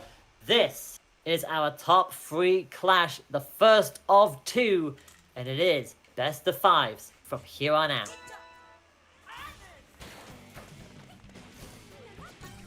Sorry about that. It is getting dark in here, but the show is on fire right now. And as I say that, Iceman went with 2 firearms in this set. And Replicant with the Hydra as well. Very good entire arm. I am not surprised to see Rep using that Hydra here. And gets a very good start grab as well. And Iceman already, whilst they are the faster of the 2, Replicant has shut them down consistently alongside that Coolerang and the Hydra. Another successful read with the Hydra, just run straight through Ribbon Girl. Nothing that they could do about it. But again, finds the angle with one little toasty punch of their own. Iceman on the cusp of critical. Replicant still just above the halfway mark for the time being. But all that can very change. We still have plenty of time in this to go. Rush will come out. Rush will hit. Will that KO? It will not end. Not quite. Yeah, the 20 is considered chip damage, so it will not KO in any case. So Replicant does have to find that last hit. And there it is. You do not have to wait too long for that. Again, that Hydra is such a good tool to use against a character like Ribbon Girl. They're incredibly agile. They like to be in the air. The Hydra are 3 vertical bolts. So it means that there's a very good chance you're going to tag Ribbon Girl and make her life as difficult as possible. Which is why Iceman has to try and get these slams to hit. And alongside their Tri-Blasts as well, tries to cover off the horizontal side for Lollipop. But so far, Replicant is very much riding a monumental buzz here. Replicant is on top of his game right now, pretty much dictating the pace of the fight here. Trying to make sure that Ribbon Girl does not have the space she needs to get away with anything. Yeah, Iceman already down, pretty much on the cusp of critical. A rush at this stage will 100% KO Iceman if it can hit. I think Replicant will know full well that they've done the hard work. They cannot afford to allow Iceman to get back into this. Rush will come out. Rush will KO! Just like that, Replicant leads this set by 1-0. Replicant very much has the momentum right now, especially after winning loser semis. He's all warmed up and everything, so he's going in with full momentum. But that means Iceman needs to find a way to snuff out that momentum. And that, I think, might be easier said than done, because Replicant... This is exactly the kind of energy, the kind of momentum you want to see. When you've been having some little dips here and there in the in some other tournaments, to really bring your A game now when it matters most, you gotta love to see it. And so far, well, I mean, take anything that Replicant said before this tournament with a grain of salt. Everybody should know this by now. If somebody says, oh, they haven't really been doing so well as late, or oh, I haven't really been consistent with my rushes, don't trust them. Don't believe that. don't believe that at all. Yeah, what you're seeing right now is really the creme de la creme of Europe. And speaking of creme, we do have still Lolopop, but we do have the counterpick to Springman on Iceman's side. We're going to bust the beach with this Springerling, so we'll see if this can work for Iceman with that Power Soul, with that Chiller, going up against the Nade, which immediately tags for a little bit of damage because AoE explosions, lol. And again, the Coolerang as well, just for good measure. Iceman is not having a great start to this match either. Yeah, Iceman is struggling to hit that very evasive Lolopop right now. He's just not finding the right window to hit her. Well, I'll say that and it hits, but still. Very good Parasol here. Not gonna get much out of it. The win element, especially with the Parasol, can lead to some confirms, but it's still very limited though. Yeah, Iceman has to be very strategic with it. Unfortunately, not going to get anything with that rush this time round, and does not want to be staying in the Hot Pockets area for too long, because Replicant can and will take full advantage of that. And you see Iceman just quickly slide away from there, wisely doing so. Just about avoids the explosion from the nade, but is going to take full damage from this rush. Big times 265, juggled Iceman up. 30 seconds left on the clock. Replicant with that health lead. Iceman has had some good consistent punches so far, but crucially it's a Replicant who just keeps chipping away, keeps landing blow after blow, shows Springman into critical, and the nade will make sure Springman does not get any of their special critical buffs. Yeah, so far the counterpick to Springman isn't looking too great for Iceman, and that means he's gonna switch to double ice arms with that Berserk and the Chilla, which could be easier to get those ice chains, which would limit Lolopop's movement, but he still needs to land those. Give him time. Just give him time. Pitting Lola against the corner, 290 damage. That's the start that they needed. But already you could see Replicant with these AoE explosions from the nade is still keeping Springman in check. And the second they land, the shield is already up, which is why Iceman is having such a hard time properly connecting with a lot of their hits. Rush will come out, juggle them up into the air again. That is 270 damage. And again, Iceman is having to play catch-up down past the halfway mark first again. I almost feel like Replicant is playing a different game than Iceman, in that he's setting up the nade to explode to make sure that that Iceman tries to avoid it. He's pretty much playing like Snake at this point. He's almost playing Snake. Oh, goodness me. Thanks for making me feel old. Goodness me. Do I miss the old brick Nokias or what? Right, we're going in. 20 seconds left on the clock. Iceman is finally starting to deal in the damage. Rush is available for both of our individuals, and the grab comes well. puts Replicant on the cusp, but KO could be coming, but the rush will just hit chip damage and nothing more than that. And that was a beautiful read with the nade. Patiently played it the second the rush ended. The nade found its mark square and true, and Replicant doubles their lead in the underground final. Once again, Replicant's momentum right now is insane, and yeah, very good read at the end. You can feel that both players have been playing with each other a lot, obviously, but what a read, what a read. This is looking pretty spicy for Replicant, who, let's be honest, I think is absolutely making everybody remember just how good Replicant is, especially with this Lola. Like, Replicant is making so many wonderful plays. Not only that, they're being just as aggressive as they are being patient. Again, allowing that rush to run out. And again, the timing and the accuracy, by the way, because again, the nade is all manual aim. That was just timed and aimed to perfection from Lola, and it means that Replicant goes into this with a 2-0 lead into DNA Lab, and of course Iceman brings out the Min, brings out the Ice Dragon. Yeah, and once again we see Ice Dragon on DNA to try and snuff out that movement as much as possible. Min does have the deflect abilities, once again could be caught by the explosion. This is still going to be a tough matchup for Iceman. And still, he does have a slight advantage here, but nothing too crazy yet. Yeah, and all the tubes are still up, but obviously Replicant does have that Coolerang as well, so it will curve around them, but that Tri-Bolt is not going to help them anytime soon. Arm weak on the left-hand side as well. And you can see Replicant starting to struggle a little bit. This is very much a territory that Iceman likes to bring people into. It's very much one of their specialties, especially combined with the Min. And again, with the Tri-Bolts on that Dragon Arm, just perma-charged up until Replicant can get them off their feet.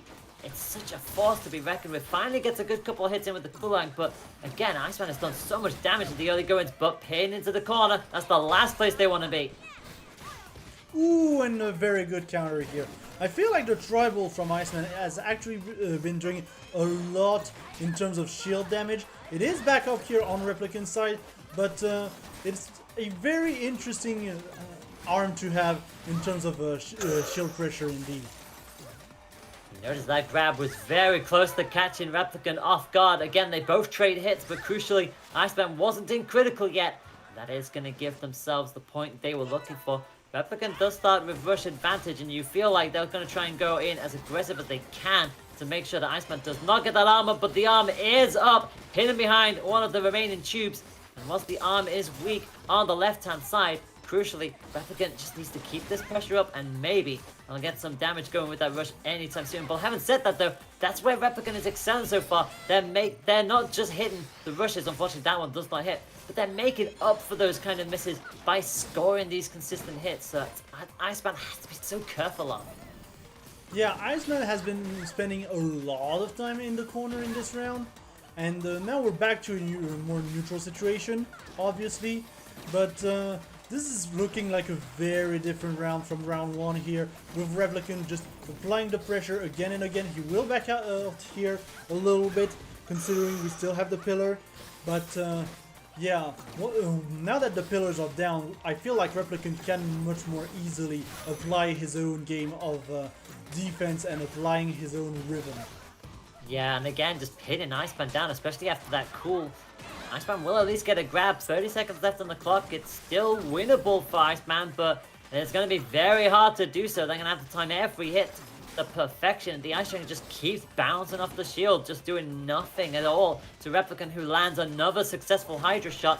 One more hit from anything from Replicant will tie this up, but crucially, give Replicant set point. And as long as they keep dancing around that tube, Iceman is just not going to get it at all. Yeah, Iceman can't do anything right now. And obviously he does have the round advantage right now, so he's just gonna give it to Replicant instead of trying to use the rush to snuff him out, which I think is smart. But that means we're going to round 3, and Replicant is one round away from getting his spot in Grand Finals. Yeah, the individual who did not make it into Winners Final. Let's also remind ourselves it was Iceman who made it to Winners Final alongside Ripper. Replicant had to go into losers slightly earlier than that, and Replicant has made up for lost time, it seems. Both will start with rush advantage, but again, it's going to be Replicant who got the first bit of hit. You always like to see if you can get that to put the mind games on. Iceman is just having a hard time just keeping themselves bolted down. Yes, as long as they're at range, Iceman has the chance to do damage with the dragon, which they do so again. But they aren't really able to take full advantage of that. Replicant bides their time, waits it out, and then begins again. And if they can pin them down, that's great, but the 1-2 hit is still deadly from Iceman. This is indeed very interesting because I feel like Iceman has been spending a lot of time on that back wall, but at the same time he didn't get hit that much, while Replicant was taking all the hits from center stage. And now the rush isn't going to hit here, barely going to break the shield, but obviously this is not going to do anywhere near enough damage. No, not at all, and Iceman has not gone for the rush yet, now does so, but Replicant gets away with it! Yeah, the drop, the rush completely dropped here because he was just slightly to the right of it. This could still yet be Replicant still to win. They have rushed, but they're in critical. 10 seconds left on the clock, a Hydra hit, but the Tri-Bolt, crucially, will come in just in the nick of time. And that is going to take us to match number 4. It's 2-1 in Losers Final. Yeah, Iceman actually saving his life in this tournament right now. Realizing the situation and working with it. And just making sure that Replicant doesn't get any more of that momentum. But having said that though, this is now the part of the problem that Iceman will be running into. The fact that they are 2-0 down, they were always the one having to pick the stage because Replicant was always banning the stage. Now it goes the other way. Replicant is now going to have not 1, not 2, but 3. No, yeah, 2. It'll be 2 chances to wrap this up with their own stage pick. He's also most likely going to stick with Min Min, because I don't see Iceman changing their character and announcing their character change at this stage of the game. So he's probably going to stick Min Min all the way through. Yeah, having to try and do the reverse sweep with just Min Min alone. And the Hydra is going to come out, so Replicant has the tools now and all the potential chances to take advantage. And Iceman missing with that second laser is not going to help them in this situation as Replicant begins to play aggressively. That Hydra and the Birdchuck, you just know, will try and shut down this dragon as much as physically possible. Yeah, and right now, Replicant is a little bit of an advantage. Ooh, the pillar is going to be barely enough to block the first part of Iceman's rush and allow Replicant to get away unharmed from this. This is very big. Yeah, a little too greedy there from Iceman, some might say, because that was just like, it was always going to be a little bit of nip and tuck whether that pillar was going to break in time. And the answer was, it absolutely didn't. And Replicant takes center stage, but quickly loses it again. Iceman keeping themselves in the corner. Just about gets the shield up in time. Arm weak on the right-hand side. If the pressure can stay, they could still yet force a break. But both are at very similar health here. It could go both ways. It could also go no way. We know that now. But this is going to be very tense 10 seconds here as we're going into the final 10 seconds. Iceman's trying to deflect. He's gonna bust out the rush. Yeah, rush comes out. Is that a draw? It's a draw again! Oh, you have got to be kidding me! The second draw of the stream. Freaking Iceman just goes for the rush in the hopes of getting something. Well, they got something, alright. It's another round. It's something indeed. But now it's a matter of not getting phased by us. The worst part about all of that is that they've handed Replicant the rush advantage, so that intimidation factor is not going to help them, and there's no pillars to really protect either player. Rush will come out, that's big time damage, and that is 325, the start Replicant needs, but they have to keep on top of it. Yeah, and the fact is right now Replicant does manage to find a little bit of a chain here. He's going to stop it with the Hydra right away, but yeah, he's doing a great job at keeping Iceman out of the air right now. This is going to be a tough one to come back from. No chip damage draw for this time for Iceman, I feel like. Although there is still 47 Oh seconds my remaining. god. Well, yeah, there's no way you're ending on a draw with 1 HP to your name, and Iceman knows any point of damage will be doom and gloom for them. They cannot afford to concede that, and that's exactly what they've done. The Hydra hits it, and again, it is set point for Replicant. We've been in this situation before. Iceman is perfectly able to do it. The question is, will he do it? Because Replicant right now is playing out of his mind to ensure that this does not happen and that he gets his place in Grand Finals. Bearing in mind, he literally drew with Grimwood in the previous set, so the fact that he gets a draw against Iceman is going to put Riffa in a bit of a predicament. Iceman gets the counter rush, 345 damage to their name. It gives Iceman the lead in a very pivotal point here. But again, we've seen Replicant hit so many Bertrucks and Hydra hits that Iceman cannot afford to take it easy in the slightest. Iceman's defense has been a bit lacking, to say the least, during that match. But it's still working out great for him. This offensive playstyle right now that he has, although from the back of the stage, is working out great. And he does have a 25% health advantage right now. But he is pinned in the corner. This is a difficult situation to be in for Iceman, but still. Yeah, again, he's just looking for one more hit and does indeed find it. So because we had a draw at first point, it is final round, but it will technically count as an extra round because we had that draw in the initial stage. So we have had 4 points played in this matchup, and it's Iceman who starts with the big time rush, 365 damage. Very big starting damage. Replicant is a little bit shaking here. He is being stuck in the ice right now. He needs to find a way to land that rush before Iceman gets his. There we go. That is going to be a good 305 to get back a little bit on the board. But Iceman still has a good and healthy advantage. Yeah, that nade explosion is not going to help them. Does at least get the disarmed on Replicant to slow them down a bit. But again, they cannot afford to be pinned down into these corners too many times. Rush will be charged back up and ready to go. And you see Iceman just trying to bait a response out from Replicant, who quickly and wisely gives them a little bit of space, but unfortunately that allows Iceman to charge up the Sparky onto that Dragon Arm. Replicant isn't too far away from getting rushed, but that shock is not going to help them, and that is going to be a KO away from going down. A KO away from going down, a rush away from going down. You know what I meant. Yeah, I know what you mean, don't worry. But yeah, right now Replicant cannot afford to get hit anymore. Iceman does have a 50% health advantage, and that rush is going to land. Seal it away. We're going to game 5. A very long point, but crucially, it's all square. It is 2-2. Flip sake.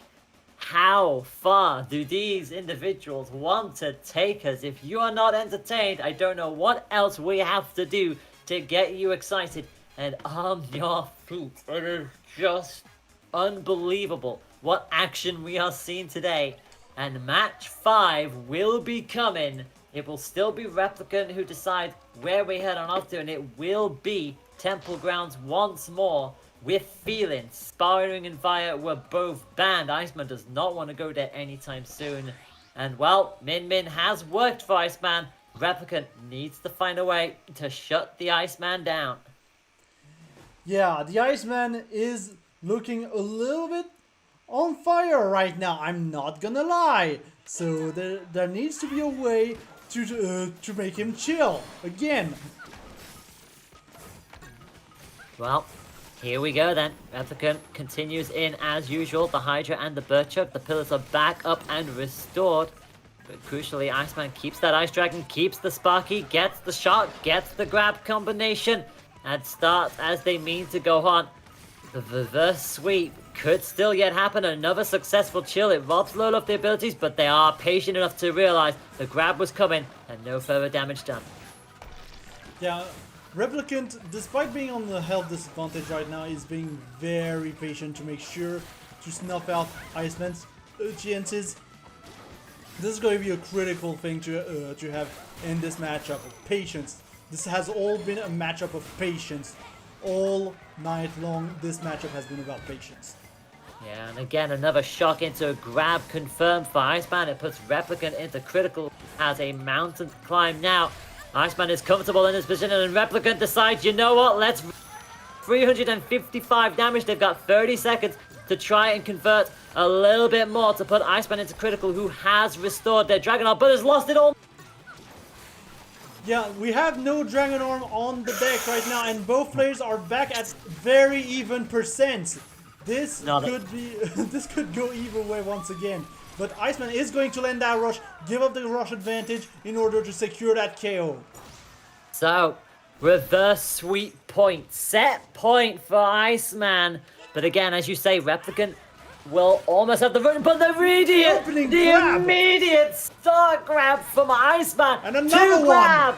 Two grabs back to back. What in the world was that start for Iceman? That's exactly the start that you need. The chance to go into grand finals is right there in front of you. And Replicant is starting to lose their cool just a bit. Iceman is finally getting that pattern down.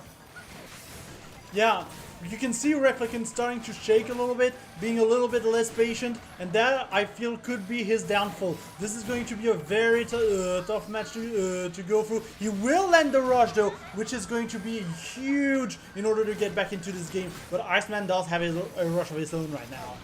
Yeah, caught by the explosion, Replicant will try to keep Iceman's Dragon Arm shut down where possible. Although having said that, the rush will come, but it won't hit. Replicant gets the shield up. Iceman decides, you know what, I'll at least charge the arm up so that it at least gives me the Sparky back. But so far, Replicant playing it patiently, playing it cool like they needed to, just about avoiding the follow-up Spark hit.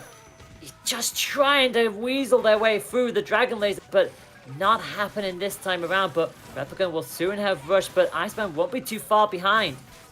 Yeah, we're going back into a near even rush situation. And in terms of health, Replicant has done a lot to get back that ground. Once again, Replicant, when he's patient, can be very deadly. He will be very deadly. This rush is not going to break shield here. And it's going to get punished right away. That will do it. This is going to go to the last point. Oh my god.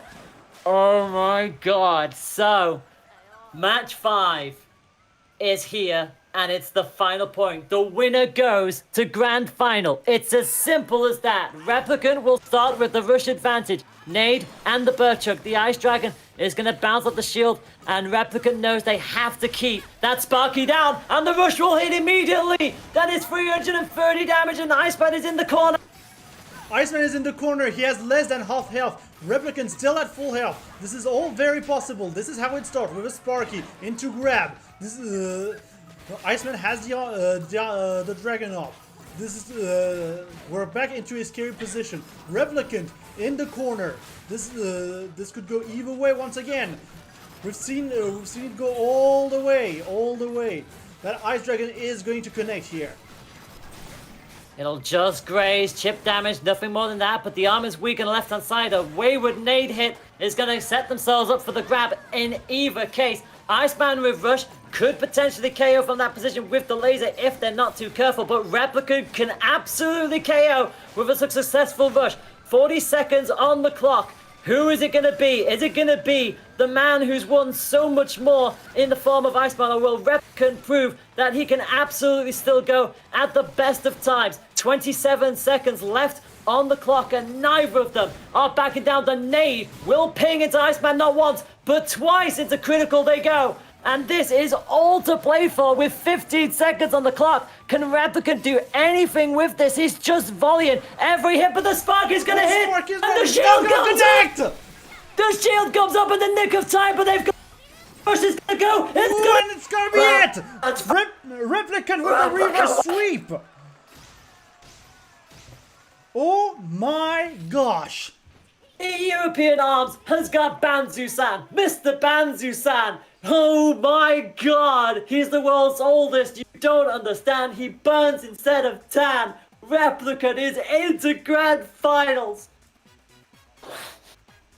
Oh my gosh, that was one tense losers finals for all the marbles.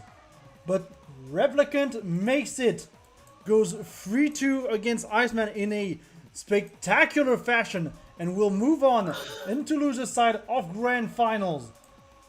What a world! Oh my god. Oh my god, what a set! What a set from those two individuals. We had a draw in there. Let's not We forget had a that. draw We in had there. a draw in the midst of all of that.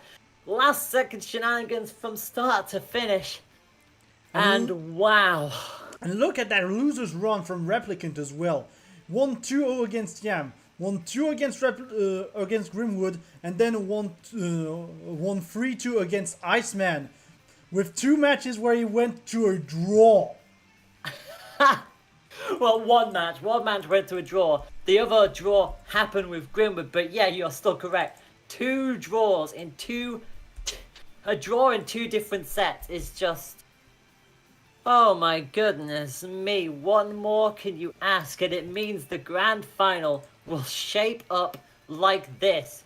It will be Riffa, the man who has won so many more cups than anyone in Europe, will go up against Replicant after one heck of a comeback for them to go 2-0 up. Iceman almost reverse sweeped it, but hang on for dear life. And I'll tell you what, a massive round of applause to both of those individuals. That was a wonderful set from start to finish. And again, it just proves that these are the best players that Europe has to offer in the ARMS scene. And boy, does it show. It does show indeed. But before we get to grand finals, we do have some ads to run. Go for it. I need to take a drink anyway. Go for it. Knock yourself out. Yeah, I'll do the ads, don't worry. So yeah, first, Wolf TV is back for season 2 with monthlies every month, because monthlies. Starting this next week with Samurai Showdown for the Nintendo Switch. It's back, it's for Europe. It is on September 18th at 8:30 p.m. CST. If you have Samurai Showdown on the Nintendo Switch, feel free to register. This is going to be a good time. Next up, we have the advent of the ARMS Monthly at Battle for the Den, which will take place on October 2nd at 9 p.m. CST. This is a global tournament. Everyone can enter. So feel free to check it out on Wolf TV. This is going to be one to remember, and once again, this is going to be a monthly now. Next, we have all of these great tournaments at Vortex Gallery that are happening next week. We have Garo, we have Digimon, we have Punch Planet, JoJo, Guilty Gear, Blaze Blue, Mahjong Soul, we have Toho, we have Under Night, Tatsunoko vs Capcom, Melty Blood, Teenage Mutant Ninja Turtles, and we have Waku Waku 7. If you are interested by any of these tournaments, these are happening next weekend at Vortex Gallery. Registrations end Tuesday evening. Make sure to visit vortexgallery.moe for more information.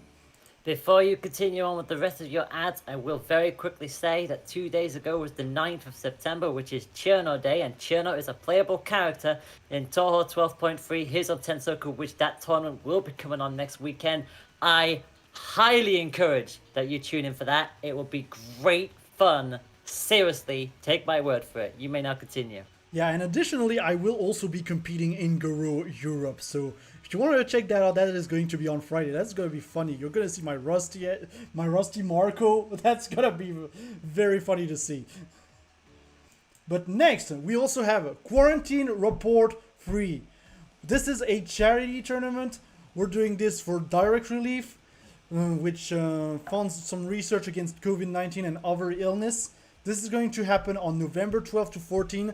ARMS will be there with a global tournament. So make sure to as well check this out on Challenge. The event page is on the bottom right of that of the stream right now. And then if you're in NA, we also have Pinnacle 2021 happening on October 8th to 10th, 2021. This will happen in Vancouver and lots of games, as you can see on your screen. You have Soul Calibur, Tekken, Guilty Gear, Melty Blood, the new Melty Blood. Just lots of goodness to be seen there. If you are in North America, feel free to check it out. And finally, we want to thank our big sponsor, Hitbox, for sponsoring Vortex Gallery. Hitbox is a company that does lots of ergonomic controllers, be it the regular Hitbox you can see on your screen right now, the cross-up, which can be very much deadly in Tekken, I can tell you that much. You have the Smashbox for Smash Brothers, just loads of controllers. Just type in !Hitbox in the chat to check out all of their line. And with that, we are going to be ready to go into Grand Finals. The Grand Finals cometh. Best of fives again from here on out. As a reminder to you all, it will be Riffa who will be taking the advantage, essentially, having not conceded a set so far, going up against Replicant, who was sent into loser's bracket via virtue of Riffa, falling 2 points to 1 in their winner's semi-final encounter. Obviously, that was the best of 3. This will now be best of 5 for Riffa to win. All he needs to do is win a best of 5, which sounds easy enough, but this is Replicant, who just never gives up at the best of scenarios. And if you think that was going to be challenging, Replicant has to beat Riffa not once, not twice. Beating Riffa in 1 set is hard enough. Beating him in 2 back-to-back sets, not many people can say they've done that. Yeah, this is going to be a very tough match for both players, but we are here to watch it, and of course we are going to Temple Grounds. Look, listen, I will forgive Temple Grounds just a little bit if Replicant can make this happen. They have been phenomenal on this so far, but whatever happens, these two are amazing individuals. This is for a 50% of the current prize pool for first place. That is the stakes here. The difference between 50% and 30% as we are on the way for the first match of our grand finals on the EU side of the Vortex Gallery Arms Showcase. Yeah, and as a quick reminder, make sure to visit as well Matcherino, Matcherino. We have, you can contribute to the prize pot here. You can also claim codes so you can contribute for free. And there's also a merch store, so there's that. But right now, we are looking at Replicant versus Riffa Grand Finals. Replicant and Riffa being very even right now. We did see a little bit of a chain starting on Replicant's side, but not much right now. Yeah, Riffa is very quick to realize when to not allow that to go any further than it needs to. Replicant sticking with the Lola. Naturally, the Chiller and the Cooler means it's an all-icy loadout. Riffa, meantime, Mistango, the Cracker, that fast-firing lightweight arm, coupled with the Coolerang, and immediately caught with the Chill on the back foot. Both with rush available and set and ready to go. You'll see Riffa rotate through the masks, miss their grab completely, and that is 335 damage for free for Replicant. Indeed, that is some free damage for Replicant. Riffa now on the back foot. He is not at critical yet. This could very much turn around very quickly. He does have red mask, which can be scary. He does have armor. Is now in critical. He will get that rush, but it will not fully connect here. Yeah, not quite yet. And again, does get the freeze on Replicant, but Riffa again gets themselves caught on the back foot. 10 seconds left on the clock. Both in the critical. Another frozen head for Replicant. And that final one will just seal the deal. A chilling combination from the wonderful Replican. Once again, Replicant showing he has a lot of momentum going into this. He's faced through 2 matches in a row already. He thinks that he can take on Riffa in the 3rd. But this is still Riffa we're talking about. We can't count him out just yet, and we can never count him out. Yeah, but a rush like that will keep him on the back foot. No finishing touch that time for Replicant, so doesn't get the last bit of damage they're looking for, but still already got past Riffa the halfway mark. And that is going to be a quick counter rush from Riffa, but not as much damage as they would probably like to. The grab just about missing. Avoiding skills for Riffa at an all-time high, but so far they are in a lot of trouble here. They are definitely in a lot of trouble, and it's going to take a lot of work to to come back. This can start like this though, with a nice little 180 grab, because the grab is powered up when you have the red mask as well. Anything that can damage will damage harder, but the red mask is gone now. Riffer into critical. Both combatants almost set and ready to go with their rushes. And there they both ping. Now will Replicant decide to just try and finish this out, but Riffen knowing full well that they have got the advantage. Yellow mask is on, that will give them rush advantage, but they can't afford to take that Coolerang hit, and they very... This is not gonna be quite enough to take it. Like, the hard knockdown, Riffer recognized that it would go into hard knockdown and not fully connect the rush. So at least it didn't give Replicant that advantage. But now this is very close, but Replicant does have the rush advantage, and it's not gonna be enough! Replicant takes first game! What a time to be alive! The chiller was timed beautifully by Replicant, and that will see the first point go against Riffer. How about that? Replicant showing that he deserves this spot in Grand Finals, and he's going to try and take it all the way through. And as you mentioned literally just a moment ago, Replicant had to go against Yam, Grimwood, and Iceman to get this far in a row. And these are individuals who are great at what they do. And especially with the previous two sets going as long as they did, you would feel like the endurance would start to wear thin on Replicant, but evidently not. It's just a matter of can they keep converting these into their favor. And yeah, it seems... I was about to say, I didn't set the stage, but no, they're going back into Temple anyway, so we're fine, we're fine. I mean, if it ain't broke, don't fix it, and I think that's broke, really it's very much the way it's going to be for Replicant at this stage, with 4 pillars up and ready to be a little bit more of an extra shield as Riffer hops on with the blue mask, tries to make themselves that little bit of a harder target hit. But that Coolerang is very quickly going to disarm that. And Riffer again just has to be so careful every single time. Replicant's gone forward, they've gotten something out of it, but not this time with the rush. Yeah, unfortunately this is not going to be enough, but Riffer will get that rush in, equalizing the health here. And with that red mask, he's looking very good, pushing Replicant into the corner. This is a very tough situation. Replicant needs to find a way to get out. He is a little bit out, but he is at very low HP. Any hit, any stray hit is going to do it here. And that will do it. The lightweight speedy cracker makes short work of that. Any point of damage will do, as you say. And it gives Riffer the advantage going into this matchup. Any chance to try and tie this and put themselves back in the driver's seat, Riffer will take it.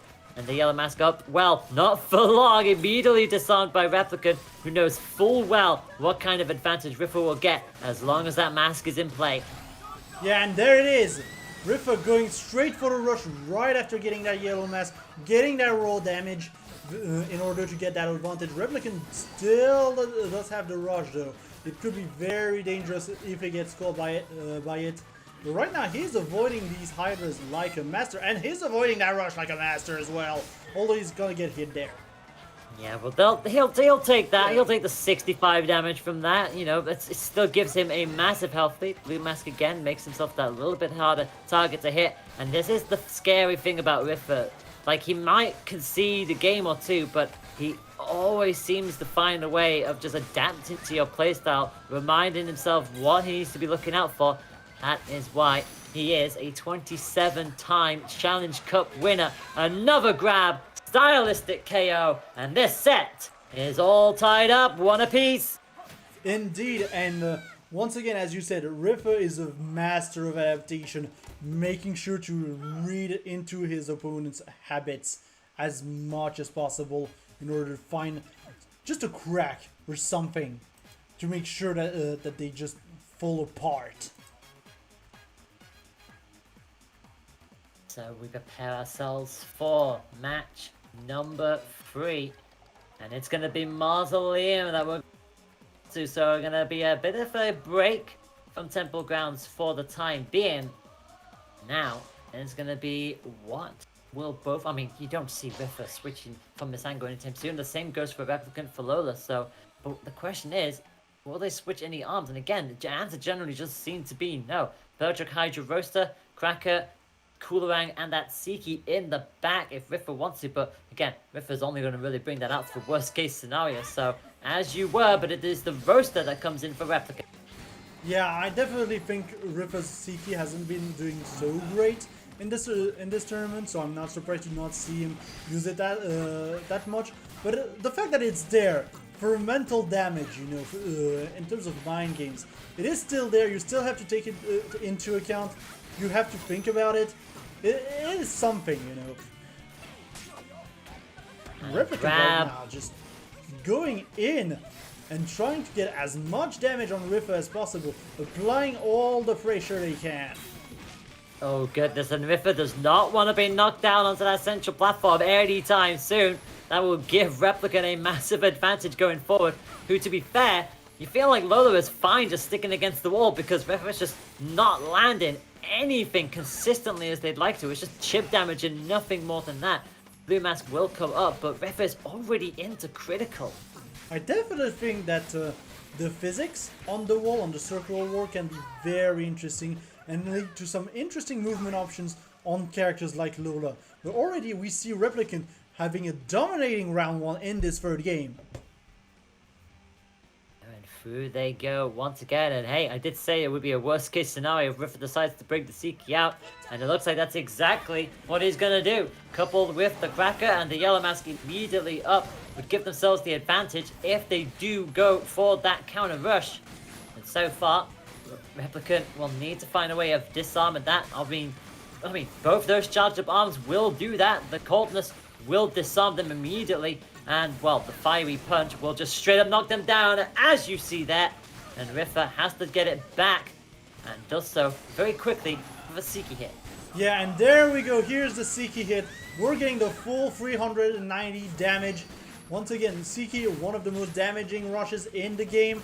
So I'm kind of not surprised to see it here when Riffa had already a rush in his inventory. So yeah, but this Siki is going to backfire, giving the Replicant a free grab. It's not going to be near enough to make out that deficit though. Yeah, still got a ways to go. 40 seconds left on the clock, and Riffa is slowly but surely charging that rush back on up. And you know full well that as long as they can just keep this going, Riffa will take this beautifully. And that Yellow Mask is back on out again. Just quickly disarms it though. They've pretty much got rushed now, as Replica just can no longer seem to find a way back through. In fact, goes for the rush, but Riffa gets the shield up. Yeah, Riffa gets the shield up, barely survives with that shield as well. So right now he's in Yellow Mask. He's gonna get knocked out. 10 seconds left. I don't think there's much Replicant can do in 10 seconds. But I'm saying that, and it's how it starts. It's how it starts. Yeah, and I think that will likely do it. In fact, it will. They won't get this last second KO, but crucially, they do hang on to tie this point up. So, one apiece in the set, one apiece in the game. And going to round 3, we still have the Siki from Riffa. Once again, he does go in with rush advantage. So I'm not too surprised to see the Siki there. And it's going to land raw here. Not going to get the full damage though.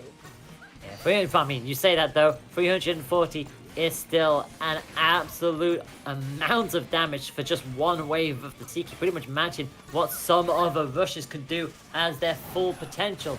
Riffa brings out the Golden Mask to try and charge back up as soon as possible, and to be fair, another successful Cracker hit like that will keep the momentum on their side, and Replicant knows they've got it all to do here.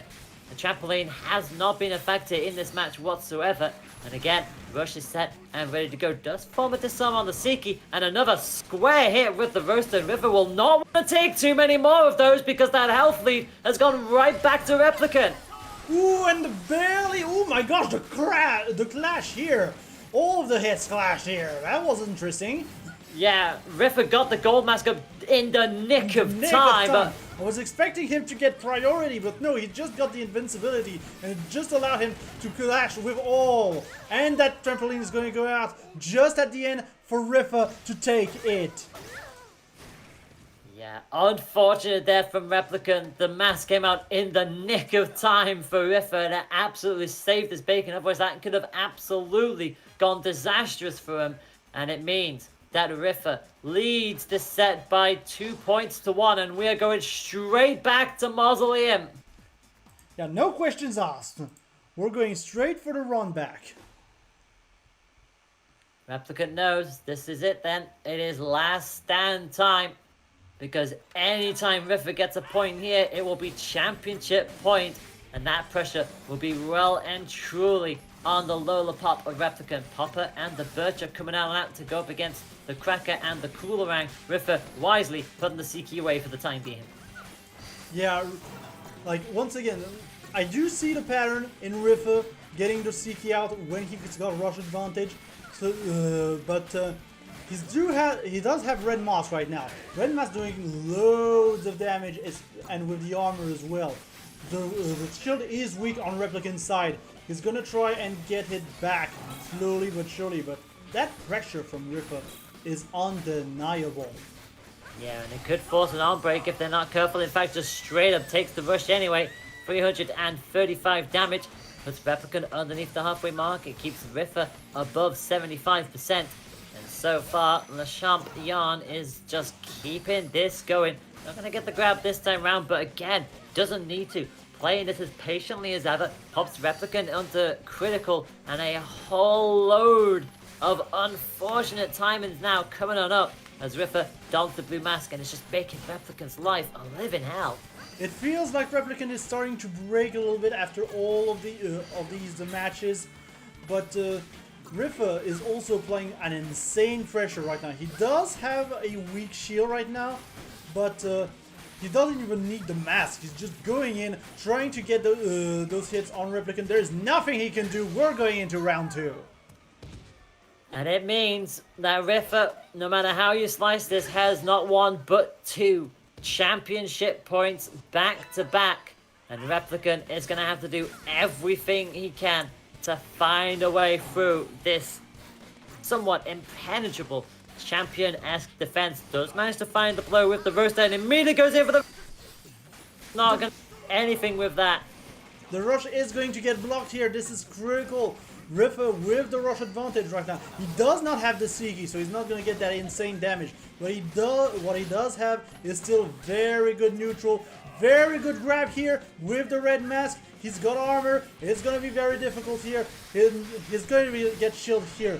Replicant trying to go for a punish, but not getting anything out of that. Yeah, I mean, crucially, it was chip damage and nothing more than that, so Replicant will be somewhat a side relief, but Riffa is just going all in with this. Finally just getting knocked down by the roaster, but that Popper has been so quick in this matchup. Replicant needs to find an answer to it because it just keeps landing and it keeps taking down. The totem defense is incredibly strong from Mistango. Does take a wayward hit, and Replicant needs to make the most of this. Another successful wayward hit puts Riff on the cusp of critical. This could be a KO coming, is it? Not quite yet. It's not. One more hit is all Replicant needs to maybe try and tie things up again. Yeah, Replicant is literally one hit away from getting out at second at Vortex Gallery, and he's gonna get that hit right here to try and go and force the round 3, try to save his life. Yeah, it is crucially still championship point for Riffa. He starts with rush advantage and immediately gets that red mask on to maximize as much damage as possible, and does get the grab when they needed it most. 180 damage puts them in the driver's seat. The punch does come up, but it's not going to phase him. But to be fair, neither does the rush to Replicant. Yeah, Replicant took a lot of damage still in terms of chip damage, so he's very much lower on health than Riffa, but it is still a very difficult position for Riffa to be in, being put to the wall here. Oh my gosh, I thought that the rush would be blocked entirely by the pillar, but not quite. Riffa was a little bit too impatient and got away, and got hit by the rush.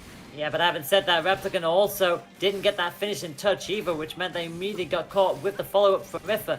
Now, with rush set and ready to go, and a lot of damage probably coming their way, Replicant has to be incredibly careful, because this might be a shield break. Never mind that, it's going to be the KO. No, it's not quite the KO. Hit from anything will do it. That's all that Riffa is needing at this point, and there that's gonna be it it. is! Riffa will be your winner of the Vortex European Arms Showcase here today on the 11th of September. Yeah, very good showing by Riffa, showing why he's, I want to say, the best player in Europe. Not by that much, but he's definitely the most consistent player in Europe. Congratulations to Riffa for winning Vortex Gallery and going home with that 50% split on a $300 and something prize pot. I can tell you right now, it is currently sitting at $366.50. Oh my god. So Riffa will walk away with half of that. Commiserations to Replicant, but to be fair, Replicant has fought 4 amazing matches to get this far. Yam, Grimwood, Iceman, and then unfortunately fallen to Riffa at the end. They still walk away with 30% of that pool, and third place went to Iceman in the end. That is 20%. And unfortunate for Grimwood, who finishes in 4th, just outside of the podium, but still an amazing showing from our top 4 here today. And let's be real here, whilst Riffa is indeed the winner, I think we can safely say that we as an ARMS community, I think have definitely come out as winners today.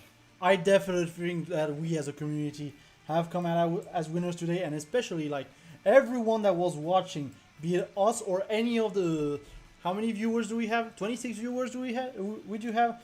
Anyone who was watching is coming out a winner, because what amazing matches we've seen tonight. We've had some unbelievable matches from you. Yes, there have been some one-sided affairs sprinkled into there, but that's fighting game tournaments for you in a nutshell. You will always kind of have that variety of one-sided matches and then very close matches. And the further we went in, the closer the matches got. I mean, come on, let's be real here. Losers semi-final and losers final were the place to be. Let's be real. We had a draw in loser semi in the very first point, and then Replicant goes, how about I do that again, only this time it's in losers final, going all the way to match 5. It was just hype from start to finish. And again, you look at that top 4, Riffa, Replicant, Iceman, Grimwood. You've got Yam, who made it up into losers quarterfinal, and Mr. Adel, who has been in with every single match that we've been seeing on their side of the field as well. These are players who are consistently honing their craft in this game. But yes, this game might not be everywhere. It might not be one of the most highly sought after fighting games, but the community is A, still alive and well, and B, are still improving with every event that we see. So I can only hope that you've enjoyed watching what we've done here. If you haven't seen the Japanese bracket, I sincerely hope that you go ahead and watch that on the VODs as well. And then I also hope you look forward to the NA bracket. Will be coming up very soon. In 1 hour and a half, actually, we're gonna see the NA bracket on Scrim's Twitch. If someone can drop a link to that in the chat, please, that would be nice. But we would like to very much thank everyone who joined us here for this stream. Special thanks especially to 956 Productions for allowing to showcase the highest level of arms we can offer you tonight. And yeah, before we go, I think we're going to run the ads again, because once again, a lot of people worked on that event. Obviously, Wolf TV, I mean, that's me. I did the overlays, but Wolf TV is back for season 2. We have Battle for the Den, the return of the Samurai Showdown European monthlies. So feel free to register for that if you want to.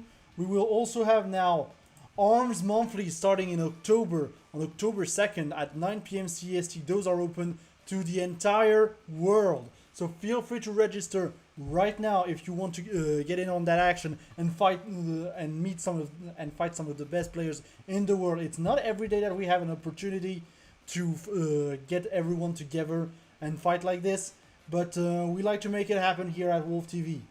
Next up, don't forget that there are many more tournaments going on right now at Vortex Gallery and over the course of the rest of September. Just next week, we're gonna have so many tournaments like Guru, like Toho, like Mojang Soul. We got Blaze Blue. We got loads of things. So make sure to register right now for the tournaments of next weekend, because registrations for that end on Tuesday evening. Do not miss your chance if you're interested by any of these. We'll also have Quarantined Report 4, the charity tournament for direct relief, who's working on, who's donating to COVID research and just medical research in general. This will be on November 12th to 14th. Global Arms Tournament there as well. Make sure to check out on Challenge Quarantine Report 3. We also have Pinnacle 2021 happening in North America. If you're on any of these games on screen right now, be it Grand Blue, Soul Calibur, Tekken, Guilty Gear, Smash, and if you're near Vancouver, I invite you to go there and check it out. It will be on October 8th to 10th, 2021. Once again in Vancouver. And last but not least, the big sponsor of Vortex Gallery as a whole, Hitbox. Their line of ergonomic controllers is amazing for different games. You've got the regular Hitbox, you've got the Smashbox, you've got the cross-up. Make sure to type in Hitbox, exclamation mark Hitbox in the chat to get to a link to see exactly what they have in their full controller lineup. And yeah, I think that's going to be it for us. Yeah, that is indeed going to be it for us, Matthias. Before we head on out, where can people find you if they're interested in what you do? Well, they can find me at Matthias Wolfbrook on Twitter, but most importantly, make sure to follow Wolf TV Official on Twitter and Wolf TV on YouTube, because this is where all the action is going to be it Battle for the Den, be it from pack to pack, be it the upcoming free play sessions, which are called the Playing Grounds, and loads more. It will be all on Wolf TV, and we'll have a lot of good time. And Layla, where do people can find you at? At TK_Layla on pretty much anything. It's Twitter, it's Instagram, it's TikTok, it's YouTube, and it is of course over on my Twitch as well, where I do some VTubing shenanigans from down in Mugenkan with a variety of games. If you have enjoyed anything of what you've seen and heard and want to see that energy elsewhere, you can absolutely find it there. And seriously, again, thank you to everyone, to everybody behind the scenes running things in Vortex Gallery, and also to here as well. River, you've done an excellent job, so too has Arkrim for keeping things up to date and fresh, and of course to you as well, Matthias, for hosting the stream in the first place and allowing me to hop onto comments.